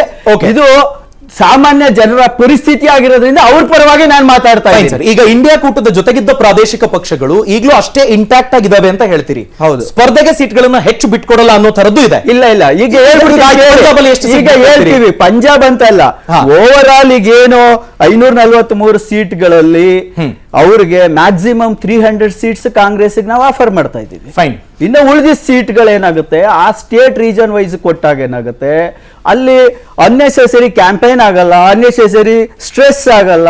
ಸೊ ಈಸಿ ಟು ವಿನ್, ಇದು win to win situation develop ಆಗುತ್ತೆ. ಇಲ್ಲಿ ಚಾಲೆಂಜ್ ಏನಪ್ಪ ಅಂತಂದ್ರೆ ಇದು ಫೈನಲೈಸ್ ಆಗಿರುವ ಫಾರ್ಮುಲಾ ಅಲ್ಲ. ಅಂದ್ರೆ ನಿಮ್ಮ ಒಂದು ಅಂದಾಜಿದೆ ಈ ರೀತಿ ಮಾಡಬೇಕು ಅಂತ. ಇದಕ್ಕೊಂದು ಫೈನಲ್ ಅಗ್ರಿಮೆಂಟ್ ಗೆ ಬರೋದು ಯಾವಾಗ, ಲೀಡ್ ಮಾಡೋ ಲೀಡರ್ ಆಯ್ಕೆ ಮಾಡ್ಕೊಳ್ಳೋದು ಯಾವಾಗ, ಅದರ ಬಗ್ಗೆ ಕ್ಲಾರಿಟಿ ಆಲ್ಮೋಸ್ಟ್ ಆಗಿದೆ. ಮುಂದಿನ ದಿವಸಗಳಲ್ಲಿ ನೋಡ್ತೀರಾ, ಜನರಿಗೆ ಗೊತ್ತಾಗುತ್ತೆ. ಒಂದು ವಿರಾಮಕ್ಕೆ ಹೋಗಬೇಕು. ಬಂದ ನಂತರದಲ್ಲಿ ಈ ಆರ್ಗ್ಯುಮೆಂಟ್ ಗಳಿಗೆ ಕೌಂಟರ್ ಅನ್ನ ಪಡ್ಕೊಳ್ಳೋಣ. 400 ಟಾರ್ಗೆಟ್ ಅಂತಾರೆ, ಇಲ್ಲ ನಾವು ಗೆಲ್ತೀವಿ ಅಂತ INDIA ಕೂಟ ವಿಶ್ವಾಸವನ್ನು ವ್ಯಕ್ತಪಡಿಸ್ತಾ ಇದೆ. ಹಾಗಾದ್ರೆ ಬಿಜೆಪಿಯ ಕಾನ್ಫಿಡೆನ್ಸ್ ಗೆ ತಾನು ಕೊಟ್ಟ ಪ್ರಾಮಿಸ್ ಗಳನ್ನ ಈಡೇರಿಸಿದ್ದೀನಿ ಅನ್ನೋ ತರದ ಆನ್ಸರ್ ಇದೆಯಾ? ಯಾರು ಮಾಡಕ್ಕಾಗದೇ ಇರೋದನ್ನ ನಾವು ಮಾಡ್ತಿದ್ದೀವಿ ಅಂತ ಕ್ಲೇಮ್ ಮಾಡೋದು, ಪದೇ ದಾಖಲೆಗಳನ್ನ ಬಿಡುಗಡೆ ಮಾಡೋದು, ಇವು ಪ್ರಶ್ನೆಗೆ ಉತ್ತರಾನ ಅನ್ನೋದು. ಕಿರಣ್ ಸರ್, ಪದೇ ಗೋಲ್ ಪೋಸ್ಟ್ ಗಳನ್ನ ಶಿಫ್ಟ್ ಮಾಡ್ತೀರಾ ಅನ್ನೋ ಪ್ರಶ್ನೆ ಕಾಡುತ್ತೆ. ಈಗ 22 ಫಾರ್ಮ್ ಇನ್ಕಮ್ ಡಬಲ್ ಅಂತ ಅಂದ್ರು, ಅದಾಗ್ಲಿಲ್ಲ. ಅದರ ಬಗ್ಗೆ ಯಾವುದೇ ತರದ ಫ್ಯಾಕ್ಟ್ಸ್ ಅಂತ ನಮಗೆ ಕಾಣೋದಕ್ಕೆ ಸಿಗೋದಿಲ್ಲ. ಈಗ ನಮ್ಮಲ್ಲಿ ಬರ ಇದೆ, ಬರ ಪರಿಸ್ಥಿತಿಗೆ ಒಂದಷ್ಟು ಬೇಕಪ್ಪ ನಮಗೆ ಪರಿಹಾರ ಅಂತ ಕೇಳುವಾಗ ಒಂದೇ ಮೀಟಿಂಗ್ ಆಗಿಲ್ಲ. ಸೊ ಈ ತರದ ಪರಿಸ್ಥಿತಿ ಇರಬೇಕಾದ್ರೆ ಫೈನ್, ಮೋದಿ ಫ್ಯಾಕ್ಟರ್ ಅನ್ನೋದು ವರ್ಕ್ ಆಗುತ್ತೆ ಅನ್ನೋದರ ಆಧಾರದ ಮೇರೆಗೆ ನಾವು ಪದೇ ಟಾರ್ಗೆಟ್ ಅನ್ನು ಮುಂದಕ್ಕೆ ಹಾಕೊಂಡು ಹೋಗ್ತೀವಿ, ಆದ್ರೂ ಜನ ಗೆಲ್ಸ್ತಾರೆ ಅನ್ನೋದು ಟೇಕನ್ ಫಾರ್ ಗ್ರಾಂಟೆಡ್ ಆಗ್ಬಿಡೋದಿಲ್ವಾ? ನಾನು ನಿಮ್ಮ ಒಂದು ವಾದನ ಒಪ್ಪದೇ ಇಲ್ಲ. ಈಗ ಫಾರ್ ಎಕ್ಸಾಂಪಲ್, ಈಗ ಆಯ್ತು ನಿಮ್ಮ ಪ್ರಾಮಿಸ್ಗಳು. ಒಂದ್ ಸೆಕೆಂಡ್, ಯಾಕೆ ನಾನು ಕ್ವೆಶ್ಚನ್ ರೀಫ್ರೇಮ್ ಅಲ್ಲ, ಅವ್ರು ಹೇಳಿದ್ದನ್ನು ಆಡ್ ಆನ್ ಮಾಡಿ ಕೇಳ್ತೀನಿ. ಈಗ ಅವರು ಎಂಪ್ಲಾಯ್ಮೆಂಟ್ ರೇಟ್ ಕೇಳಿದ್ರು, farm income double 2022 deadline ಇದ್ದಿದ್ದು. ಅದಾದ ನಂತರದಲ್ಲಿ ಈಗ 10 ವರ್ಷ ಆದ್ಮೇಲೆ ಒಂದಷ್ಟು ಆಗುತ್ತೆ ಅಂತ ನೀವು ಹೇಳಿದ್ರಿ. ಆಮೇಲೆ ಇವಾಗ ಯಾವ ರೀತಿಯಾದ ಎಕ್ಸ್ಪ್ಲನೇಷನ್ ಬರ್ತಿದೆ? ಸರ್ ಹೇಳ್ತಾ ಇದ್ರು ನಾವು ಯಾಕೆ ಫೇಲ್ ಆದ್ವಿ ಅನ್ನೋದನ್ನ ಎಕ್ಸ್ಪ್ರೆಸ್ ಮಾಡೋದಕ್ಕೆ ಸಾಧ್ಯ ಆಗ್ತಿದೆ ಅಂತ. 2047 ಡಿಗ್ರಿ ಆಗೋದು ಈಗ ಇನ್ವೆಸ್ಟ್ ಮಾಡಿದ್ರೆ ನಾಳೆನೇ ಆಗ್ಬಿಡುತ್ತಾ ಅನ್ನೋ ತರದ ಆರ್ಗ್ಯುಮೆಂಟ್ ಬರುತ್ತೆ ಬಿಜೆಪಿ ಲೀಡರ್ಸ್. 2047 ನೋಡಿ, ಇಲ್ಲಿ ಕೇಳಿ, 2047 ಬಗ್ಗೆ ಹೇಳ್ತಿರೋದು ಭಾರತ 3ನೇ ದೊಡ್ಡ ಆರ್ಥಿಕ ಶಕ್ತಿ ಆಗೋ ನಿಟ್ಟಿನಲ್ಲಿ ನಾವು ಮಾತಾಡ್ತಿರೋದು. It is a vision, it is a plan. Great. Is that vision, is that plan ಈ ಇಂಡಿಯಾ ಮೈತ್ರಿಕೂಟಕ್ಕೆ ಇದೆಯಾ? ಏನ್ ಪ್ಲಾನ್, ಏನ್ ವಿಷನ್ ಅವ್ರದ್ದು? ಓನ್ಲಿ ಮೋದಿ ಸೋಲಿಸಿ. ಯಾಕೆ ನಾವು ಈಗ ಎಲೆಕ್ಷನ್ಗೆ ನಾವು ಆತ್ಮವಿಶ್ವಾಸ ಇದೀವಿ ಅಂದ್ರೆ, ನೋಡಿ ಸರ್, ನಾವು ರೈತರ ಬಗ್ಗೆ ಹೇಳಿದ್ರಿ. ಕರ್ನಾಟಕದಲ್ಲಿ ಸುಮಾರು 46 ಲಕ್ಷ ರೈತರಿಗೆ, ಎಷ್ಟೇ 46 ಲ್ಯಾಕ್ಸ್ ಫಾರ್ಮರ್ಸ್ಗೆ ಪ್ರಧಾನಮಂತ್ರಿ ಕಿಸಾನ್ ಸಮ್ಮಾನ ಯೋಜನೆಯಲ್ಲಿ 15,000 ಕೋಟಿ ಹಣ ಬಂದಿದೆ. ಅರ್ಥ ಮಾಡ್ಕೊಳ್ಳಿ. ಅವಾಗ +4,000 ಹಾಕಿ ಬಿಜೆಪಿ ಸರ್ಕಾರ ಕೊಡ್ತಿತ್ತು. ಬಟ್ ಈ ಕೇಂದ್ರ ಕಾಂಗ್ರೆಸ್ ಸರ್ಕಾರ ಬಂದು ಆ 4,000 ನಿಲ್ಲಿಸ್ಬಿಟ್ಟಿದೆ. ಇಲ್ಲ, ರೈತರ ಪರವಾಗಿ ಯಾವ ಸರ್ಕಾರ ಇದಾವೆ, ರೈತರ ಪರವಾಗಿ ಯಾವ ಸರ್ಕಾರ ಅದೇ ಪ್ರಶ್ನೆ ಕೇಳ್ತಾ ಇದ್ದೀನಿ. ಒಂದ್ ನಿಮಿಷ ಬರ್ತಾ ಇದ್ದೀನಿ. ಯಾಕೆ ಗೊತ್ತಾ, ಈಗ 15,000 ಕೋಟಿ ಹಾಕಿದ್ರಿ ಅಂತ ನೀವು ಹೇಳಿದ್ರಿ, ನಾನು ಅದನ್ನ ಏನೋ ಕೌಂಟರ್ ಮಾಡ್ತಾ ಇಲ್ಲ. ನನ್ನ ಪ್ರಶ್ನೆ, ಫಾರ್ಮ್ ಇನ್ಕಮ್ ಡಬಲ್ಗೂ 15,000 ಕೋಟಿ ಕೊಡೋದಕ್ಕೂ ಈಕ್ವೇಷನ್ ಹೇಗೆ ಸರ್? ನಿಮಗೆ ಒಂದು ತಮ್ಮ ನಾನು ಹಳ್ಳಿಯಿಂದ ಬೆಳೆದಿದ್ದೀನಿ. ಒಬ್ಬ ರೈತ ಇವತ್ತು ತನ್ನ ಅಕೌಂಟ್ಗೆ 2,000 ಬಂದಿದ್ದಾನಂತಂದ್ರೆ ಅವನ ಅಟಿಟ್ಯೂಡ್, ಅವನ ಗೆಸ್ಚರ್ ಊರು ಗೌರವಕ್ಕಿಂತ ಬಲ ಇರುತ್ತೆ. ಯಾಕಂದ್ರೆ ಆ 2,000 ಮಹತ್ವ ಆ ರೈತನಿಗೆ ಒಬ್ಬನೇ ಗೊತ್ತು, ಅದು ಮೋದಿ ಅವರಿಗೆ ಗೊತ್ತು. ಆಮೇಲೆ ಬೇರೆ ವಿಷಯದ ಬಗ್ಗೆ ಮಾತಾಡ್ತೀನಿ ನಿಮಗೆ. ನೋಡಿ, ಸ್ವತಂತ್ರ ಬಂದು ಇಲ್ಲೇ ನೋಡಿ ಸುಮಾರು 1,17,00,000 ಮನೆಗಳಿದ್ದಾವೆ. 75 ಲಕ್ಷ ಮನೆಗಳಿಗೆ JMM ಮುಖಾಂತರ ನಲ್ಲಿ ಕನೆಕ್ಷನ್ ಕೊಟ್ಟಿದ್ದೀವಿ. ಆಮೇಲೆ 84 ಲಕ್ಷ ಸ್ವಚ್ಛ ಭಾರತ ಯೋಜನೆ ಟಾಯ್ಲೆಟ್ ಗಳನ್ನು ಕಟ್ಟಿಸಿಕೊಟ್ಟಿದ್ದೀವಿ. 6,003 ಕಿಲೋಮೀಟರ್ ರಾಷ್ಟ್ರೀಯ ಹೆದ್ದಾರಿ ಕರ್ನಾಟಕದಲ್ಲಿ ಅಭಿವೃದ್ಧಿ ಆಗಿದೆ. 6 ಏರ್ಪೋರ್ಟ್ ಕೊಟ್ಟಿದ್ದೀವಿ, ಅದ್ರಲ್ಲಿ 4 ಆಲ್ರೆಡಿ ಫಂಕ್ಷನಿಂಗ್ ಇದಾವೆ. ಕೋಟ್ಯಾಂತರ ರೂಪಾಯಿ ರೈಲ್ವೆ ಯೋಜನೆಗೆ ತುಂಬಾ ಇದೆ. ಇವತ್ತು ನಾನು ಒಂದ್ ಮಾತು ಹೇಳಿ ಇಷ್ಟಪಡ್ತೀನಿ. ಸುಳ್ಳು ಹೇಳಿ ರಾಜಕಾರಣ ಮಾಡ್ಲಿಕ್ಕಾಗಲ್ಲ. ಅಭಿವೃದ್ಧಿ ಹೇಳದೇನೆ, ಅಭಿವೃದ್ಧಿ ಮಾಡದೇನೆ ಓಟ್ ಕೇಳಕ್ಕಾಗಲ್ಲ.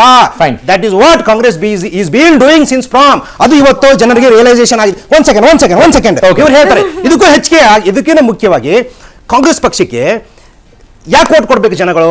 ಇವ್ರಿಗೆ ಯಾವ ನಾಯಕತ್ವ ಇದೆ? ಇವರು ರಿಸರ್ವೇಶನ್ ವಿರೋಧ ಮಾಡತಕ್ಕಂಥ ಪುಣ್ಯಾತ್ಮರು. ಆಮೇಲೆ ಇವತ್ತು ದೇಶ ಹೊಡಿತೀನಿ ಅಂತ ಸಂವಿಧಾನ ವಿರೋಧ ಮಾಡ್ತಕ್ಕಂಥ ಪುಣ್ಯಾತ್ಮರು ಇವರು ಆಡಳಿತಕ್ಕೆ ಬಂದ್ರೆ ದೇವರಾಣಿಗೆ ಸಂವಿಧಾನ ಕೊಲೆ ಆಗುತ್ತೆ, ದೇವರಾಣಿಗೆ SC ರಿಸರ್ವೇಶನ್ ತೆಗಿತಾರೆ.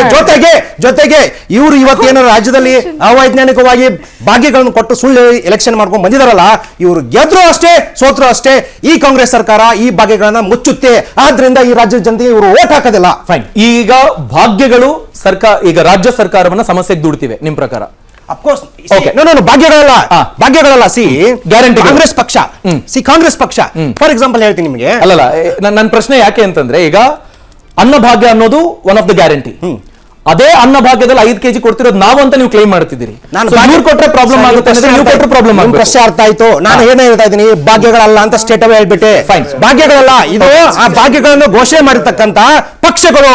ಈಗ ಇವತ್ತು ಮೋದಿ ಕಿ ಗ್ಯಾರಂಟಿ ಅಂತ ಯಾಕೆ ಜನ ನಂಬ್ತಾ ಇದ್ದಾರೆ ಅಂದ್ರೆ, ಮೋದಿ ಕಿ ಗ್ಯಾರಂಟಿ ಅಂದ್ರೆ ಗ್ಯಾರಂಟಿಗಳನ್ನ ಕೊಟ್ಟು ಗ್ಯಾರಂಟಿನ ಅನುಷ್ಠಾನ ಮಾಡೋದೇ ಮೋದಿ ಗ್ಯಾರಂಟಿಯನ್ನು ಕೊಟ್ಟು ಅದನ್ನ ಅನುಷ್ಠಾನ ಮಾಡದೇ ಇರೋದಕ್ಕೆ ಕಾರಣಗಳನ್ನು ಹುಡುಕಿ ಅವನು ಮುಚ್ಚಕ್ಕೆ ಬ್ಲಾಕ್ ಮೇಲ್ ಮಾಡ್ತಕ್ಕಂಥದ್ದು ಕಾಂಗ್ರೆಸ್ ಪರಿಸ್ಥಿತಿ. ಓಕೆ, ಈಗ ಅನ್ಎಂಪ್ಲಾಯ್ಮೆಂಟ್ ಆಗಿರ್ಲಿ, inflation very much concern sir. ಇವತ್ತು ಉದ್ಯೋಗದ ಒಂದು ಆಯಾಮ ತುಂಬಾ ಚೇಂಜ್ ಆಗಿದೆ ಸ್ವಾಮಿ. ಈಗ ತಮ್ಮ ಸ್ಟುಡಿಯೋದಲ್ಲಿ ತಾವು ಎಷ್ಟು ಜನ ಎಂಪ್ಲಾಯ್ಮೆಂಟ್ ಆಗ್ತೀರಾ? ಈ ಟೆಕ್ನಾಲಜಿ ಇವಾಲ್ಯೂಯೇಷನ್ ಅಲ್ಲಿ ಎಷ್ಟು ಮಂದಿ ಸೆಲ್ಫ್ ಏನದು ಫ್ರೀಲಾನ್ಸರ್ ಯಾವ ಪತ್ರಕರ್ತರಿಲ್ಲ. ಸೊ ಅದೇ ತರ ಈಗ ನೋಡಿ, ಕರ್ನಾಟಕದ ಅಷ್ಟೇ ಹೇಳ್ಬಿಡ್ತೀನಿ ಸ್ಟಾಟಿಸ್ಟಿಕ್ಸ್ ನಿಮಗೆ. 12,000 ಸ್ಟಾರ್ಟ್ಅಪ್ಗಳು ಮುದ್ರಾ ಯೋಜನೆಯಲ್ಲಿ ಬೆನಿಫಿಟ್ ತಗೊಂಡಿದ್ದೇವೆ. ಫಾರ್ ಎಕ್ಸಾಂಪಲ್, ನಮ್ಮ ಊರು ಒಂದು 4,000 ಮಂದಿ ಜನ ಇದ್ದಾರೆ, 150 ಮನೆಗಳಿದ್ದಾವೆ. ಸಾರಿ, 1,050 ಮನೆಗಳಿದ್ದಾವೆ, 1,500 ಮನೆಗಳಿದ್ದಾವೆ. ಆ 1,500 ಮನೆಗಳಲ್ಲಿ ನನಗೆ ಯಾವ್ದೋ ಒಂದು ಹಳ್ಳಿಗೆ ಹೋದ್ರು ಸರ್, ಸುಮಾರು ಇವತ್ತು 3 ರಿಂದ 4 ಬ್ರಿಕ್ಸ್ ಫ್ಯಾಕ್ಟ್ರಿ ಕಾಣ್ತವೆ. ಅರ್ಥ ಮಾಡ್ಕೊಳ್ಳಿ, ಆ ಬ್ರಿಕ್ಸ್ ಫ್ಯಾಕ್ಟ್ರಿಗೆ ಇವತ್ತು PM ಮುದ್ರಾ ಯೋಜನೆಯಲ್ಲಿ 25 ಲಕ್ಷ ತನಕನೂ ಸಾಲ ಕೊಡ್ತಾರೆ ಮತ್ತು ಸಬ್ಸಿಡಿ ಕೊಡ್ತಾರೆ. ಆ ಒಂದು ಬ್ರಿಕ್ಸ್ ಫ್ಯಾಕ್ಟ್ರಿಯಿಂದ ನೋಡಿ, ನಿಮ್ಗೆ ಹೇಳ್ತೀನಿ, ಆ ಬ್ರಿಕ್ಸ್ ಫ್ಯಾಕ್ಟ್ರಿ ಹಾಕಿದ ಓನರ್ ಮನೆ ನಡೆಯುತ್ತೆ. ಆಮೇಲೆ 2 ಟ್ರ್ಯಾಕ್ಟರ್ ಬೇಕಾಗುತ್ತೆ ಡೆಲಿವರಿಗೆ, ಅವ್ರ ಮನೆಗಳು ನಡೀತವೆ. ಆಮೇಲೆ 4 ಹಮಾಲರು ಬೇಕಾಗ್ತಾರೆ, ಅವ್ರ ಮನೆಗಳು ನಡೀತವೆ. ಅರ್ಥ ಮಾಡ್ಬೇಕು ಅಂದ್ರೆ ಸುಮಾರು ಆ ಒಂದು ಫ್ಯಾಕ್ಟ್ರಿಯಿಂದ 10 ಮನೆತನಗಳಿಗೆ ಉದ್ಯೋಗ ಸಿಗುತ್ತೆ. ಇವತ್ತು ಮೋದಿಜಿ ಅವರು ಈ ದೇಶದಲ್ಲಿ ಉದ್ಯೋಗ ಸೃಷ್ಟಿಗೆ ಈ ತರ ಆಯಾಮಗಳನ್ನು ತಂದಿರತಕ್ಕಂಥದ್ದು. ಫೈನ್. ಓಕೆ ಮೇಡಮ್, ಈಗ ನೀವು ಕೌಂಟರ್ ಮಾಡೋದಕ್ಕೆ ನಿಮ್ಮ ಹತ್ರ ಬೇಕಾಗಿರುವ ಅಸ್ತ್ರಗಳ ಬಗ್ಗೆ ಫೈನ್. ಅಗೇನ್ ನಾವು ಹಿಸ್ಟ್ರಿಗೆ ಹೋಗೋದು ಬೇಡ, ಪ್ರೆಸೆಂಟ್ ಡೇ ನಲ್ಲಿ ಅವರ ಪ್ರಾಮಿಸ್ ಗಳನ್ನ ಎಲ್ಲೆಲ್ಲಿ ಫೈಲ್ ಆಗಿದ್ದಾರೆ ಅನ್ನೋದ್ರ ಬಗ್ಗೆ ಸೆಕೆಂಡ್ ಪಾರ್ಟ್ ಅಲ್ಲಿ ಬನ್ನಿ. ಫಸ್ಟ್ ಪಾರ್ಟ್ ಅಲ್ಲಿ ನನಗೆ ಕೇಳಕ್ ಬಯಸೋದು, ನಿಮ್ಮ ಸ್ಟ್ರೆಂತ್ ಏನು ಅಂತ ಮೇಡಮ್. INDIA ಬ್ಲಾಕ್ ನ ಸ್ಟ್ರೆಂತ್, ವೈ ಯು, ನೀವ್ ಯಾಕೆ ಗೆಲ್ಬೇಕು ಅಂತ? ಸರ್, ಎಲ್ಲದಕ್ಕಿಂತ ಮುಂಚೆ ಅದೊಂದು ಫಾರ್ಮ್ ಡಬಲ್ ಮಾಡೋದ್ರ ಬಗ್ಗೆ, ಇನ್ಕಮ್ ಬಗ್ಗೆ ಹೇಳ್ಬಿಡ್ತೀನಿ ಅವ್ರಿಗೆ. 2,000 ರೂಪಾಯಿಗೆ ಕೊಟ್ಬಿಟ್ಟು ನೀವು ಅವರಿಗೆ ರಾಜನ್ ಫೀಲ್ ಆಗುತ್ತೆ ಅಂತಾರಲ್ಲ, ರಾಜನ್ ಫೀಲ್ ಆಗುತ್ತೆ. ನಾನು ಮಾತಾಡಿ ಬರ್ಕೊಳ್ಳಿ,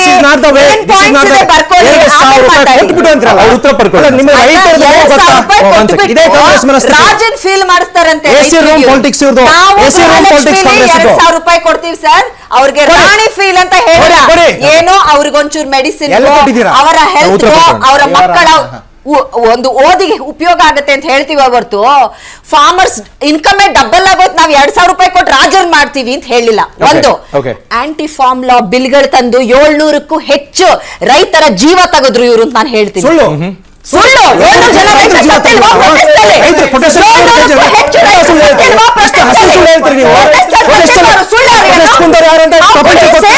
ಪ್ರಶ್ನೆ ಕುಂತವ್ರು ಯಾರಂದ್ರೆ ಪ್ರಪಂಚ ಕೊಡಿ, ರೈತರು ಸತ್ತಿರುವಂತಹ ಮರ್ಯಾದೆನಾದ್ರೂ ಕೊಡಿ ಆ ರೈತರಿಗೆ. ನೋಡಿ, 350 ಅಂತಾರೆ, 750 ನೀವು ಅಂತೀರಾ.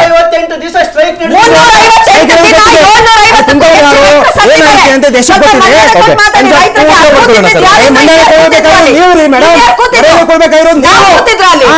PM ಕಿಸಾನ್ ಸಮ್ಮಾನ್ ಅಲ್ಲಿ ರೈತರು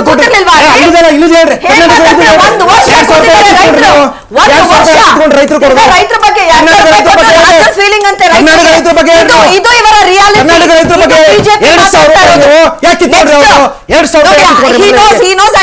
ಇವರ ಮಾತಾಡಕ್ ಬಿಡಲ್ಲ ಅವ್ರನ್ನ ನಾನು ಬಿಟ್ಟೆ.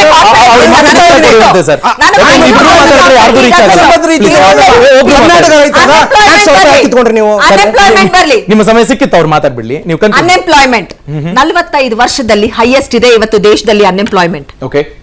ಇವ್ರು ಹೇಗೆ ಅಂದ್ರೆ ಅಕ್ಸೆಪ್ಟ್ ಮಾಡಲ್ಲ. ಅವ್ರಿಗೆ ಏನೇನ್ ಕನ್ವೀನಿಯಂಟ್ ನಂಬರ್ಸ್ ಇರುತ್ತಲ್ಲ ಅದೆಲ್ಲ ನಿಜ. ಯಾವ್ದಾದ್ರು ಒಂದು ಇಂಡಿಪೆಂಡೆಂಟ್ ಬಾಡಿ ಸರ್ವೆ ಮಾಡಿ ರಿಪೋರ್ಟ್ ಬಿಟ್ರೆ ಅದು ಇಂಟರ್ನ್ಯಾಷನಲ್ ರೆಕಗ್ನೈಸ್ಡ್ ಆರ್ಗನೈಸೇಷನ್ ಆಗಿರ್ಲಿ ಯಾರಾಗಿರ್ಲಿ, Okay. ಇವ್ರ ಕನ್ವೀನಿಯಂಟ್ ಇಲ್ಲ ಅಂದ್ರೆ ನಂಬರ್ ಸರಿ ಇಲ್ಲ.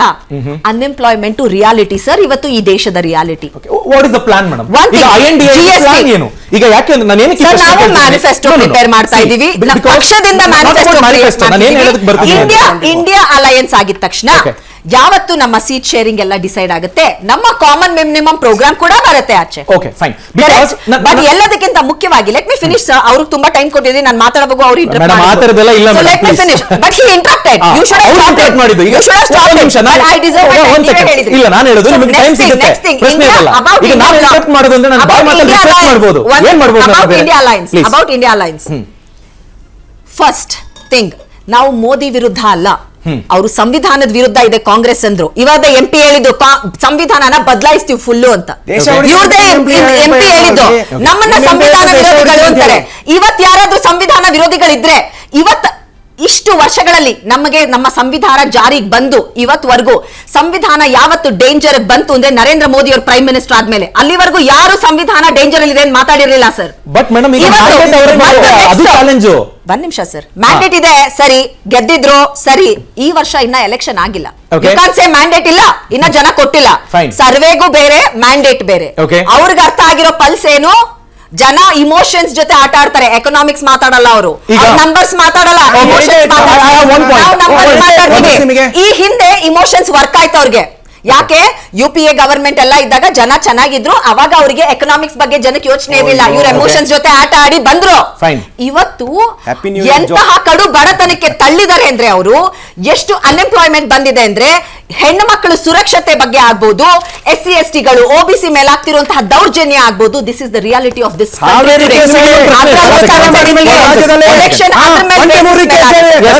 ದಲಿತ ವ್ಯವಸ್ಥೆ ಕಂಬ ಕಟ್ಟಿ ಹೊಡಿತಾರೆ ನಿಮ್ಮ ಮಂತ್ರಿಗಳು. ಬೆಳಗಾವಿಯಲ್ಲಿದ್ರು ಯಾರು ಹೋಗಲ್ಲ. ನೀವು ಮಾಡ್ತಿದ್ದೀರಿ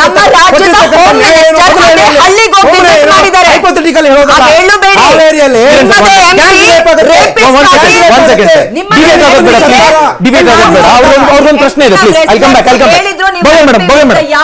ಕ್ರಮ ಕೈಗೊಂಡಿಲ್ಲ. ನಮ್ಮ ದೇಶಕ್ಕೆ ಒಲಿಂಪಿಕ್ಸ್ ಮೆಡಲ್ ತಂದಂತ ಹೆಣ್ಮಕ್ಳ ಕಂಡಲ್ಲಿ ನೀರ್ ಹಾಕ್ಸಿ ಅವರು ಮೆಡಲ್ಸ್ ನ ಭವ್ಯ ಮೇಡಮ್, ಒಂದು ಕ್ವಶನ್ ಇದೆ. ನೀವು ಕೇಳ್ತಿದ್ರಿ ಈಗ 2,000 ರೂಪಾಯಿ ಹಾಕಿದ್ದು ದೊಡ್ಡ ಸಾಧನೆ ಅನ್ನೋ ರೀತಿಯಲ್ಲಿ. ಈಗ ನೋಡಿ, ಯಾವ ಮಟ್ಟಕ್ಕೆ ಒಂದ್ ಸೆಕೆಂಡ್ ಭವ್ಯ ಅವರೇ, ಈಗ ಮಧು ಬಂಗಾರಪ್ಪ ಅವ್ರು ಒಂದ್ಸತಿ ಮಾತಾಡ್ತಾ ಹೇಳಿದ್ರು, ಶಾಲಾ ವಿದ್ಯಾರ್ಥಿಗಳಿಗೆ ಸೈಕಲ್ ಯಾವಾಗ ಕೊಡ್ತೀರಿ ಸರ್ ಅಂತ. ಅವ್ರೇನಂದ್ರು ಅಂದ್ರೆ, ನಾವು ಎಲ್ಲರ ಜೇಬಿಗೂ 3,500-4,000 ರೂಪಾಯಿ ಕೊಡ್ತಿದೀವಪ್ಪ ಗ್ಯಾರಂಟಿ ಮುಖೇನ, ಅದ್ರಲ್ಲಿ ತಗೊಳ್ಳಿ ಬಿಡಿ ಅಂತ. ಸೊ ನೀವು ಪ್ರಾಮಿಸ್ ಮಾಡಿದ್ದು ಕೊಡುವಾಗ ನೀವು ಕೊಟ್ಟ ಹಣ ದೊಡ್ಡ ಮಟ್ಟದ್ದು. ಈಗ 2,000 ರೂಪಾಯಿ ಒಂದ್ ವೇಳೆ ಮಿಸ್ ಆಯ್ತು ಅಂತಂದ್ರೆ ಅದೇ 2,000 ರೂಪಾಯಿ ರಾಜರಾದ್ರ ಅವರು ನಾವ್ ಹೇಳ್ತಿಲ್ಲ, ನಾವು ಕೊಡೋದು ಸಹಾಯ. ನಾನು ಅದನ್ನೇ ಹೇಳಿದೆ, ಗೃಹಲಕ್ಷ್ಮಿ ಕೊಟ್ಬಿಟ್ಟು ಅವರ ಇನ್ಕಮ್ ಡಬಲ್ ಮಾಡಿದ್ವಿ ನಾವ್ ಹೇಳಿಲ್ಲ.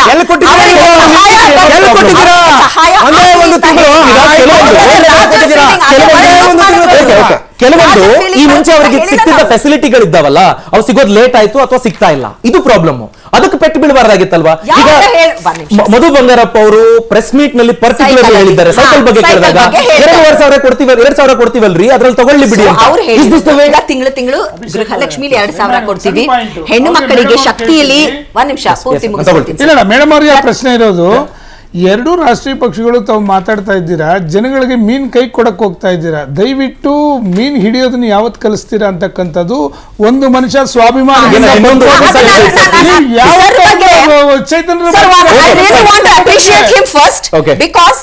ಇದುವರೆಗೂ ಸರ್ ನಿಮ್ಮ ಅವರ ಮೈತ್ರಿಕೂಟ ಆದ್ಮೇಲೆ ಯಾವ ಒಂದು JDS ಪಕ್ಷನು ಪ್ರಾದೇಶಿಕತೆ ಬಗ್ಗೆ ಮಾತಾಡಿಲ್ಲ. ನೀವು ನಮ್ಮನ್ನು ದೂಷಿಸ್ತಿದ್ದೀರಾ, ಅವರನ್ನು ದೂಷಿಸ್. I really appreciate that.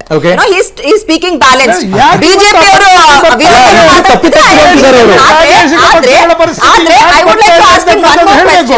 ಇದೇ ಸೌತ್ ಇಂಡಿಯಾಲಿ DMK ಆಗ್ಬೋದು, AIDMK ಆಗ್ಬೋದು, ಅವರೆಲ್ಲ ಯಾವ ರೀತಿ ಪ್ರಾದೇಶಿಕತೆ ತೋರಿಸ್ತಾರೆ. ನಿಮ್ಮ ಪಕ್ಷ ಅದೇ ಪ್ರಾದೇಶಿಕತೆ ತೋರಿಸಿದ್ರೆ ಸರ್, ನಿನ್ನೆ ನಮ್ ಜೊತೆ ನೀವು ಡೆಲ್ಲಿಲಿ ಕೂತ್ಕೊಂಡು ಪ್ರೊಟೆಸ್ಟ್ ಮಾಡ್ತಿದ್ರಿ. ಕಾರ್ಯಕ್ರಮದ ಕೊನೆ ಹಂತಕ್ಕೆ ಬರ್ತಿದ್ದೀವಿ. ನನ್ನ ಮೊದಲ ಪ್ರಶ್ನೆ ಇದೇ ಆಗಿತ್ತು, ಗೆಲ್ಲೋದಕ್ಕೆ ಕಾರಣಗಳು ಏನು ಅಂತ ಇವರು ನೋಡ್ತಾರೆ, ಇರುವ ಪ್ರಾಬ್ಲಮ್ಗಳನ್ನ ಹೇಗೆ ಸಾಲ್ವ್ ಮಾಡ್ಕೊಂಡು ಮುಂದಕ್ಕೆ ಹೋಗೋದಕ್ಕೆ ಅಪೋಸಿಷನ್ ನೋಡ್ತಾ ಇದೆ ಅಂತ. ಅದಕ್ಕೆ ಸ್ಪಷ್ಟವಾದ ಇದು ಪಿನ್ ಪಾಯಿಂಟ್ ಉತ್ತರ ಅನ್ನೋ ತರದ್ದು ಸಿಗ್ಲಿಲ್ಲ. ಅಗೈನ್ ಡಿಬೇಟ್ ಆಗುವಂತ ಪ್ರಯತ್ನಗಳಾಗ್ತಿತ್ತು. ಅಟ್ಲೀಸ್ಟ್ ಕೊನೆ 5 ನಿಮಿಷದಲ್ಲಿ ನಾವೊಂದು ಜಸ್ಟ್ ವಿಶ್ಲೇಷಣೆಯನ್ನ ಪಡ್ಕೊಳ್ಳೋ ಪ್ರಯತ್ನವನ್ನ ಮಾಡೋಣ. So over to you. ಈಗ ಫ್ಯೂಚರ್ ಅಂತ ನೋಡುವಾಗ ಸರ್, ಕಾಂಗ್ರೆಸ್ ಮಿನಿಮಮ್ ಪ್ರೋಗ್ರಾಮ್ ಬರೋವರೆಗೂ, ನಾವು ಸೀಟ್ ಶೇರಿಂಗ್ ಆಗೋವರೆಗೂ ವೆಯ್ಟ್ ಮಾಡಿ, ಅಷ್ಟು ಟೈಮ್ ಇದೆಯಾ? ಇಲ್ಲ, ಖಂಡಿತ ಟೈಮು. ಇನ್ನೊಂದು 1.5 ತಿಂಗಳಲ್ಲಿ ಎಲೆಕ್ಷನ್ ಅನೌನ್ಸ್ ಆಗಿ ಕ್ಯಾಂಪೇನ್ ಶುರು ಆಗ್ಬಿಡುತ್ತೆ. ಸೊ ಇವಾಗ ಸದ್ಯಕ್ಕೆ BJP ಇನ್ ಅಡ್ವಾಂಟೇಜಸ್ ಪೊಸಿಷನ್, ಯಾಕೆಂದರೆ ಅಲ್ಲಿ ಸ್ಟ್ರಾಂಗ್ ಲೀಡರ್ಶಿಪ್ ಇದೆ. ಓಕೆ, ಅವರು ಗೌರ್ಮೆಂಟಲ್ಲಿದ್ದಾರೆ, ಮತ್ತು ಅವರು ಪರ್ಸೆಪ್ಷನ್ ಬಿಲ್ಡಪ್ ಮಾಡಿದ್ದಾರೆ. ಓಕೆ, ಕೆಲಸ ಮಾಡಿದ್ದಾರೆ ಬಿಟ್ಟಿದ್ದಾರೆ, it's a separate question to be answered. ಕಾಂಗ್ರೆಸ್ಸಲ್ಲಿ ಏನಾಗಿದೆ, ಕನ್ಫ್ಯೂಷನ್ ಜಾಸ್ತಿ ಆಗ್ತಾ ಇದೆ. ಅಂದ್ರೆ ನನಗೆ ತುಂಬಾ ಬೇಜಾರು ಅನ್ಸೋದೇನಂದ್ರೆ, ಕೆಲಸ ಮಾಡಿದಾರಾ ಬಿಟ್ಟಿದಾರಾ ಅನ್ನೋ ಕ್ವೆಶ್ಚನ್ ಬಗ್ಗೆ ಜನನು ಕೇಳ್ತಿಲ್ವಾ ಅಂತ. ಇಲ್ಲ, ಪರ್ಸೆಪ್ಷನ್ ಬಿಲ್ಡಿಂಗ್ ಅಲ್ಲೇ ಕಳೆದು ಹೋಗ್ತಿದ್ದಾರೆ. ಪಾಲಿಟಿಕ್ಸ್ ಅಲ್ಲಿ perception is very important. Politics ಅಲ್ಲಿ perception is very important. BJP ಅವ್ರಿಗೆ ಮತ್ತೆ ಪ್ರೈಮ್ ಮಿನಿಸ್ಟರ್ಗೆ ಅದು ತುಂಬಾ ಚೆನ್ನಾಗಿ ಗೊತ್ತಾಗಿದೆ. ಟೈಮ್ ತುಂಬಾ ಕಮ್ಮಿ ಇರೋದ್ರಿಂದ ಇನ್ನೊಂದು ಕ್ವಿಕ್ ಕ್ವೆಶನ್ ಹೋಗ್ಬಿಡ್ತೀನಿ ಸರ್. ಒಂದು ವೇಳೆ ಖರ್ಗೆ ಅವರ ಲೀಡರ್ಶಿಪ್ ಅನ್ನೋದನ್ನ ಮಮತಾ ಬ್ಯಾನರ್ಜಿ ಅವರು ಹೇಳಿದಾಗ ಒಪ್ಕೊಂಡಿದ್ದಿದ್ರೆ INDA ನ ಬಿಟ್ಟು ಹೋಗ್ತಿರುವಂತಹ ಪಕ್ಷಗಳ ಸಂಖ್ಯೆ ಕಮ್ಮಿ ಆಗಿರ್ತಿತ್ತ? ಅದು ನೋಡಿ, ನಿತೀಶ್ ಕುಮಾರ್ ಹೋದ್ರಲ್ಲ, ಯಾಕೆ ಹೋದ್ರು? ಅದಕ್ಕೆ ಹೋಗಿದ್ದವರು. ಅವ್ರು ಅನ್ಕೊಂಡಿದ್ರು ನನ್ನನ್ನ ಲೀಡರ್ ಮಾಡ್ತಾರೆ ಅಂತ, ನಾನು ಪ್ರೈಮ್ ಮಿನಿಸ್ಟರ್ ಆಗ್ಬೋದು ಅಂತೇಳಿ. ಈ ಜನತಾ ಪರಿವಾರದ ಪಾರ್ಟಿಗಳಿದಾವಲ್ಲ, ಮೊದಲಿಂದಾನು ಅವರ ಲೀಡರ್ಸ್ ಅಲ್ಲೇ ಕಚ್ಚಾಟ ಇತ್ತು. ಈಗ ಕಾಂಗ್ರೆಸ್ ಜೊತೆ ಸೇರ್ಕೊಂಡು ಅದನ್ನೇ ಕಂಟಿನ್ಯೂ ಮಾಡ್ತಿದ್ದಾರೆ. ಇದು ಅದರಲ್ಲಿ ಏನು ಸರ್ಪ್ರೈಸಿಂಗ್ ಫ್ಯಾಕ್ಟರ್ ಇಲ್ಲ. ಸೊ ಅದೇ ರೀತಿ ನಿತೀಶ್ ಕುಮಾರ್ ಎಲ್ಲ ಆಗ್ಬಿಡ್ತಾರೆ ಅಂತೇಳಿ ಅರವಿಂದ್ ಕೇಜ್ರಿವಾಲ್ ಮತ್ತೆ ಮಮತಾ ಬ್ಯಾನರ್ಜಿ ಅವರು ಆತುರವಾಗಿ ಖರ್ಗೆ ಅವ್ರನ್ನ ನೇಮಕ ಮಾಡಿದ್ದು. ರಾಹುಲ್ ಗಾಂಧಿ ಲೀಡರ್ಶಿಪ್ ತಗೊಳಕ್ಕೆ ರೆಡಿ ಇಲ್ಲ. ಸೊ ಈ ತರದೆಲ್ಲ ಗೊಂದಲ ಅವರಲ್ಲೇ ಇರೋದ್ರಿಂದ. ದಿನೇಶ್ ಸರ್, ಕೆಲ ಅಂಡರ್ಸ್ಟ್ಯಾಂಡಿಂಗ್ ಬಂದಿದೀವಿ ಅಂತ ಹೇಳಿದ್ರಿ, ಲೀಡರ್ಶಿಪ್ ಪ್ರಶ್ನೆಗೆ ಉತ್ತರ ಸಿಕ್ಕಿದ್ಯಾ? ಯಾರ್ ಲೀಡರ್? ಈಗ ಸಾಮೂಹಿಕ ನಾಯಕತ್ವದಲ್ಲಿ ಹೋಗಿದ್ದೀವಿ. ಮತ್ತೆ ನಿಮ್ಗೆ ಒಂದ್ 2-3 ಪಾಯಿಂಟ್ ಇಂಪಾರ್ಟೆಂಟ್ ಪಾಯಿಂಟ್ ನ ಹೇಳ್ಬೇಕಂತೀನಿ. ಫಸ್ಟ್ ಪಾಯಿಂಟ್ ಏನಂದ್ರೆ, ಫುಡ್ ಸೆಕ್ಯೂರಿಟಿ ಬಿಲ್ ನ ತಂದಿದ್ದು ಮನಮೋಹನ್ ಸಿಂಗ್ ಅವರು. ಈ ಬ್ಯಾಂಕ್ ಲೂಟರ್ ಸೆಕ್ಯೂರಿಟಿ ಬಿಲ್ ತಂದಿದ್ದು ನಮ್ಮ ನರೇಂದ್ರ ಮೋದಿ ಅವರು, ಈ NPA ಮತ್ತೆ ಅದಾದ್ಮೇಲೆ ಈ democracy killing using election commission. ಮೊನ್ನೆ ಸುಪ್ರೀಂ ಕೋರ್ಟ್ ಒಂದು ಹೇಳ್ತು, ಡೆಮೋಕ್ರಸಿನ ಸಾಯಿಸ್ತಾ ಇದ್ದೀರಾ ದೇಶದಲ್ಲಿ. ಅಂದ್ರೆ ಈ ದೇಶದಲ್ಲಿ ಎಲೆಕ್ಷನ್ ಕಮಿಷನ್ ಒಂದು ಮಿಸ್ಯೂಸ್ ಆಗಿರ್ಲಿಲ್ಲ, ಅದನ್ನು ಮಿಸ್ಯೂಸ್ ಮಾಡ್ಬಿಟ್ರು ಮೊನ್ನೆ ಚಂಡೀಗಢ ಎಲೆಕ್ಷನ್ ಅಲ್ಲಿ. ನೀವು ನೋಡಿದ್ರಿ ಮೇಯರ್ ಎಲೆಕ್ಷನ್ ಅಲ್ಲಿ. ಮತ್ತೆ ಈ ಪೆಟ್ರೋಲ್ ಡೀಸೆಲ್ ಪ್ರೈಸ್ ಇನ್ಕ್ರೀಸ್ ಆದಾಗೆಲ್ಲ ಹೇಳ್ತಿದ್ರು BJP ಅವರು, ಹಿಂದಿನ ಸರ್ಕಾರ 45 ಲಕ್ಷ ಕೋಟಿ ಸಾಲ ಮಾಡ್ಬಿಟ್ಟಿದೆ, ಅದನ್ನ ಮೋದಿ ಅವರು ತೀರಿಸ್ತಾ ಇದ್ದಾರೆ ಅಂತ. ಅದು ಎಲ್ಲಿಗೆ ಹೋಗಿದೆ ಅಂದ್ರೆ 175 ಲಕ್ಷ ಕೋಟಿಗೆ ಹೋಗಿದೆ. ನೆಕ್ಸ್ಟ್ ಇನ್ನೊಂದು ಹೇಳ್ತೀನಿ, ಅದಾದ ನಂತರ ಇವತ್ತೇನಾಗಿದೆ, ಈ ಏನು ಹಂಗರ್ ಇಂಡೆಕ್ಸ್ ತಗೊಂಡ್ರೆ ನಮ್ಮ ದೇಶ ಇವತ್ತು 145ನೇ ರ್ಯಾಂಕ್ಗೆ ತಲುಪಿದೆ. ಇದರಲ್ಲಿ ಎಷ್ಟೋ ಬಡ ಮಕ್ಕಳು, ಇದು ಹುಟ್ಟಿದ ಮಕ್ಕಳೇ ಸಾಯ್ತಾ ಇದ್ದಾರೆ, ಮತ್ತೆ ಪ್ರೆಗ್ನೆನ್ಸಿಲ್ ಸಾಯ್ತಾ ಇದ್ದಾರೆ. ಮತ್ತೆ ಇವರು ದೇಶದಲ್ಲಿ ಕೇವಲ ಒಂದು ಸಂವಹನ ತಂತ್ರದಿಂದ ಮೇಲ್ ಬಂದಿದ್ದಾರೆ ಹೊರತು ಡೆವಲಪ್ಮೆಂಟ್ ಮಾಡಿಲ್ಲ. ಸ್ಟ್ರೆಂತ್ ಅಂತ ನೀವು ಹೇಳೋದಾದ್ರೆ ಯಾವ ಕಾರಣಕ್ಕಾಗಿ INDA ಗೆಲ್ಲುತ್ತೆ? ಅವ್ರು ಸೋತಿದ್ದಾರೆ, ಮಾಡಿಲ್ಲ, ಫೈನ್, ಅದರ ಡಿಬೇಟ್ ಅದು. ಅಥವಾ ಅವರನ್ನ ನೀವೆಲ್ಲಿ ಫೇಲ್ ಆಗಿದ್ದೀರಿ ಅಂತ ಹೇಳೋದು. ನಾವ್ ಯಾಕೆ ಗೆಲ್ತಿದೀವಿ, ನಮ್ಮ ಸ್ಟ್ರೆಂತ್ ಏನು ಅಂತ ನೀವು. ನಮ್ಮ ಸ್ಟ್ರೆಂತ್ ಏನಕ್ಕೆ ಅಂದ್ರೆ, ಅವ್ರಿಗೆ ಏನ್ ಹೇಳ್ತೀವಿ ಅಂದ್ರೆ, ಇವತ್ತು ದೇಶದಲ್ಲಿ ಇನ್ನೊಂದು ಎಮರ್ಜೆನ್ಸಿ ಡಿಕ್ಲೇರ್ಡ್ ಆಗಿದೆ, that is called as ED ಅಂತ.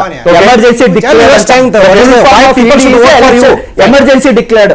ಯಾವುದೇ ಒಬ್ಬ ವ್ಯಕ್ತಿನ ಅವನ ಮೇಲೆ ಅಪರಾಧಗಳು ಇಲ್ಲ ಅಂದ್ರೂ ಕೂಡ ಇವರು ಫಸ್ಟ್ ಹಿಡ್ಕೊಂಡು ಹೋಗ್ತಾರೆ, ಜೈಲಿಗೆ ಹಾಕ್ತಾರೆ, ಆಮೇಲೆ ಅಪರಾಧನೆ ಹೊರಿಸ್ತಾರೆ, ಆಮೇಲೆ ಎವಿಡೆನ್ಸ್ ಕಲೆಕ್ಟ್ ಮಾಡಕ್ ಟ್ರೈ ಮಾಡ್ತಾರೆ. ಈಗ ದೇಶದಲ್ಲಿ ಯಾವುದೋ ಒಬ್ಬ ವ್ಯಕ್ತಿಗೆ ಶಿಕ್ಷೆ ಆಗಲ್ಲ, ಅವಾಗ ಎವಿಡೆನ್ಸ್ ಇದ್ದು ಅವ್ರು ಕ್ರೈಮ್ ಮಾಡಿದ್ಮೇಲೆ ಶಿಕ್ಷೆ ಆಗೋದು. Emergency declare, emergency declare. ಆಗ್ಲೇ ನಾನು ಹೇಳ್ತಾ ಇದ್ದೆ, ಏನ್ ಇವತ್ತು ಒಂದು ಮೀಡಿಯಾ ಬೆಳೆದ ನಂತರ ಪ್ರಪಂಚವನ್ನ ಎಲ್ಲ ನೋಡ್ತಾ ಇದ್ದಾರೆ ಜನ ಅಂತ ಹೇಳಿ. ಹಾಗಾದ್ರೆ ಇವ್ರು ಹೇಳೋ ಪ್ರಕಾರ ಆಗಾದ್ರೆ ಅಭಿವೃದ್ಧಿ ಆಗಿಲ್ಲ ಅಂತಂದ್ರೆ ಜನರು ಮೂರ್ಖರಾಗಾದ್ರೆ. ಮತ್ತೆ ಇವತ್ತು ನೋಡಿ, ಕಳೆದ 10 ವರ್ಷಗಳಲ್ಲಿ ಈ ದೇಶ ಒಂದೊಂದು ಹೆಜ್ಜೆ ಮುಂದಕ್ಕೆ ಹೋಗ್ತಾ ಇರ್ತಕ್ಕಂಥದನ್ನ ಸಾಮಾನ್ಯ ಮನುಷ್ಯ ಕೂಡ ನೋಡ್ತಾ ಇದ್ದಾರೆ. ಮತ್ತೊಂದು ಏನು ಅಂತಂದ್ರೆ, ಇವತ್ತು ಕೂಡ ಎಲ್ಲರೂ ಕೇಳ್ತಿದ್ದಾರೆ, ಇಂಡಿಯಲ್ಲಿ ಯಾರು ಪ್ರಧಾನಿ ಅಭ್ಯರ್ಥಿ ಆಗ್ತಕ್ಕಂಥವ್ರು. ಆಗ್ಲೇ ಹಿರಿಯರು ಒಂದು ಮಾತನ್ನು ಹೇಳ್ತಾ ಇದ್ರು, ಜನತಾ ಪರಿವಾರದಲ್ಲಿ ಹಿರಿಯ ಮುಖಂಡರುಗಳಿದ್ದಾರೆ, ದೇಶವನ್ನು ಆಳ್ತಕ್ಕಂಥ ಶಕ್ತಿ ಇರೋರು ಇದ್ದಾರೆ, ಅದನ್ನು ಮರಿಬಾರ್ದು ನಾವು. ಅದನ್ನು ಅವರು ಇದ್ದಾರೆ, ಅವರು ಇದ್ದಾರೆ ಅದರಲ್ಲಿ ಯಾವುದೇ ಕಾರಣಕ್ಕೂ ಕಡೆಗಣಿಸೋಂಗಿಲ್ಲ. ಆದ್ರೆ ಒಂದು ಮಾತು ಸ್ಪಷ್ಟವಾಗಿ ಹೇಳ್ತಾ ಇದ್ದೀನಿ, ಕರ್ನಾಟಕ ರಾಜ್ಯದಲ್ಲಿ ಕಳೆದ ಬಾರಿ ನಾವು ಏನು ಕಾಂಗ್ರೆಸ್ ಜೊತೆ ಹೋದಂತ ಸಂದರ್ಭದಲ್ಲಿ ತಪ್ಪು ಮಾಡಿ ಇವತ್ತು ನಾವು ಎಲ್ಲ ಗಣ್ಯರಿಗೂ ಈ ಕಾರ್ಯಕ್ರಮದಲ್ಲಿ ಭಾಗಿಯಾಗಿದ್ದಕ್ಕೆ ಥ್ಯಾಂಕ್ ಯು ವೆರಿ ಮಚ್. ನೋಡೋಣ, ಈ ಲೀಡರ್ಶಿಪ್ ಪ್ರಶ್ನೆ, ಸೀಟ್ ಶೇರಿಂಗು ಇದೆಲ್ಲವೂ ಡಿಸೈಡ್ ಆದ್ಮೇಲೆ ಈ ಸರ್ವೆಗಳು ನಿಜಾನ ಅಲ್ವಾ ಅನ್ನೋದ್ರ ಬಗ್ಗೆನೂ ನಾವೇ ಮುಂದಿನ ಹಂತದಲ್ಲಿ ನಿಮ್ಮ ಗಮನಕ್ಕೆ ತರ್ತೀವಿ. ಅನುಕ್ಷಣದ ಸುದ್ದಿಗಾಗಿ ನೋಡ್ತೀರಿ ವಿಸ್ತಾರ ನ್ಯೂಸ್. ಇದು ನಿಖರ ಜನಪರ.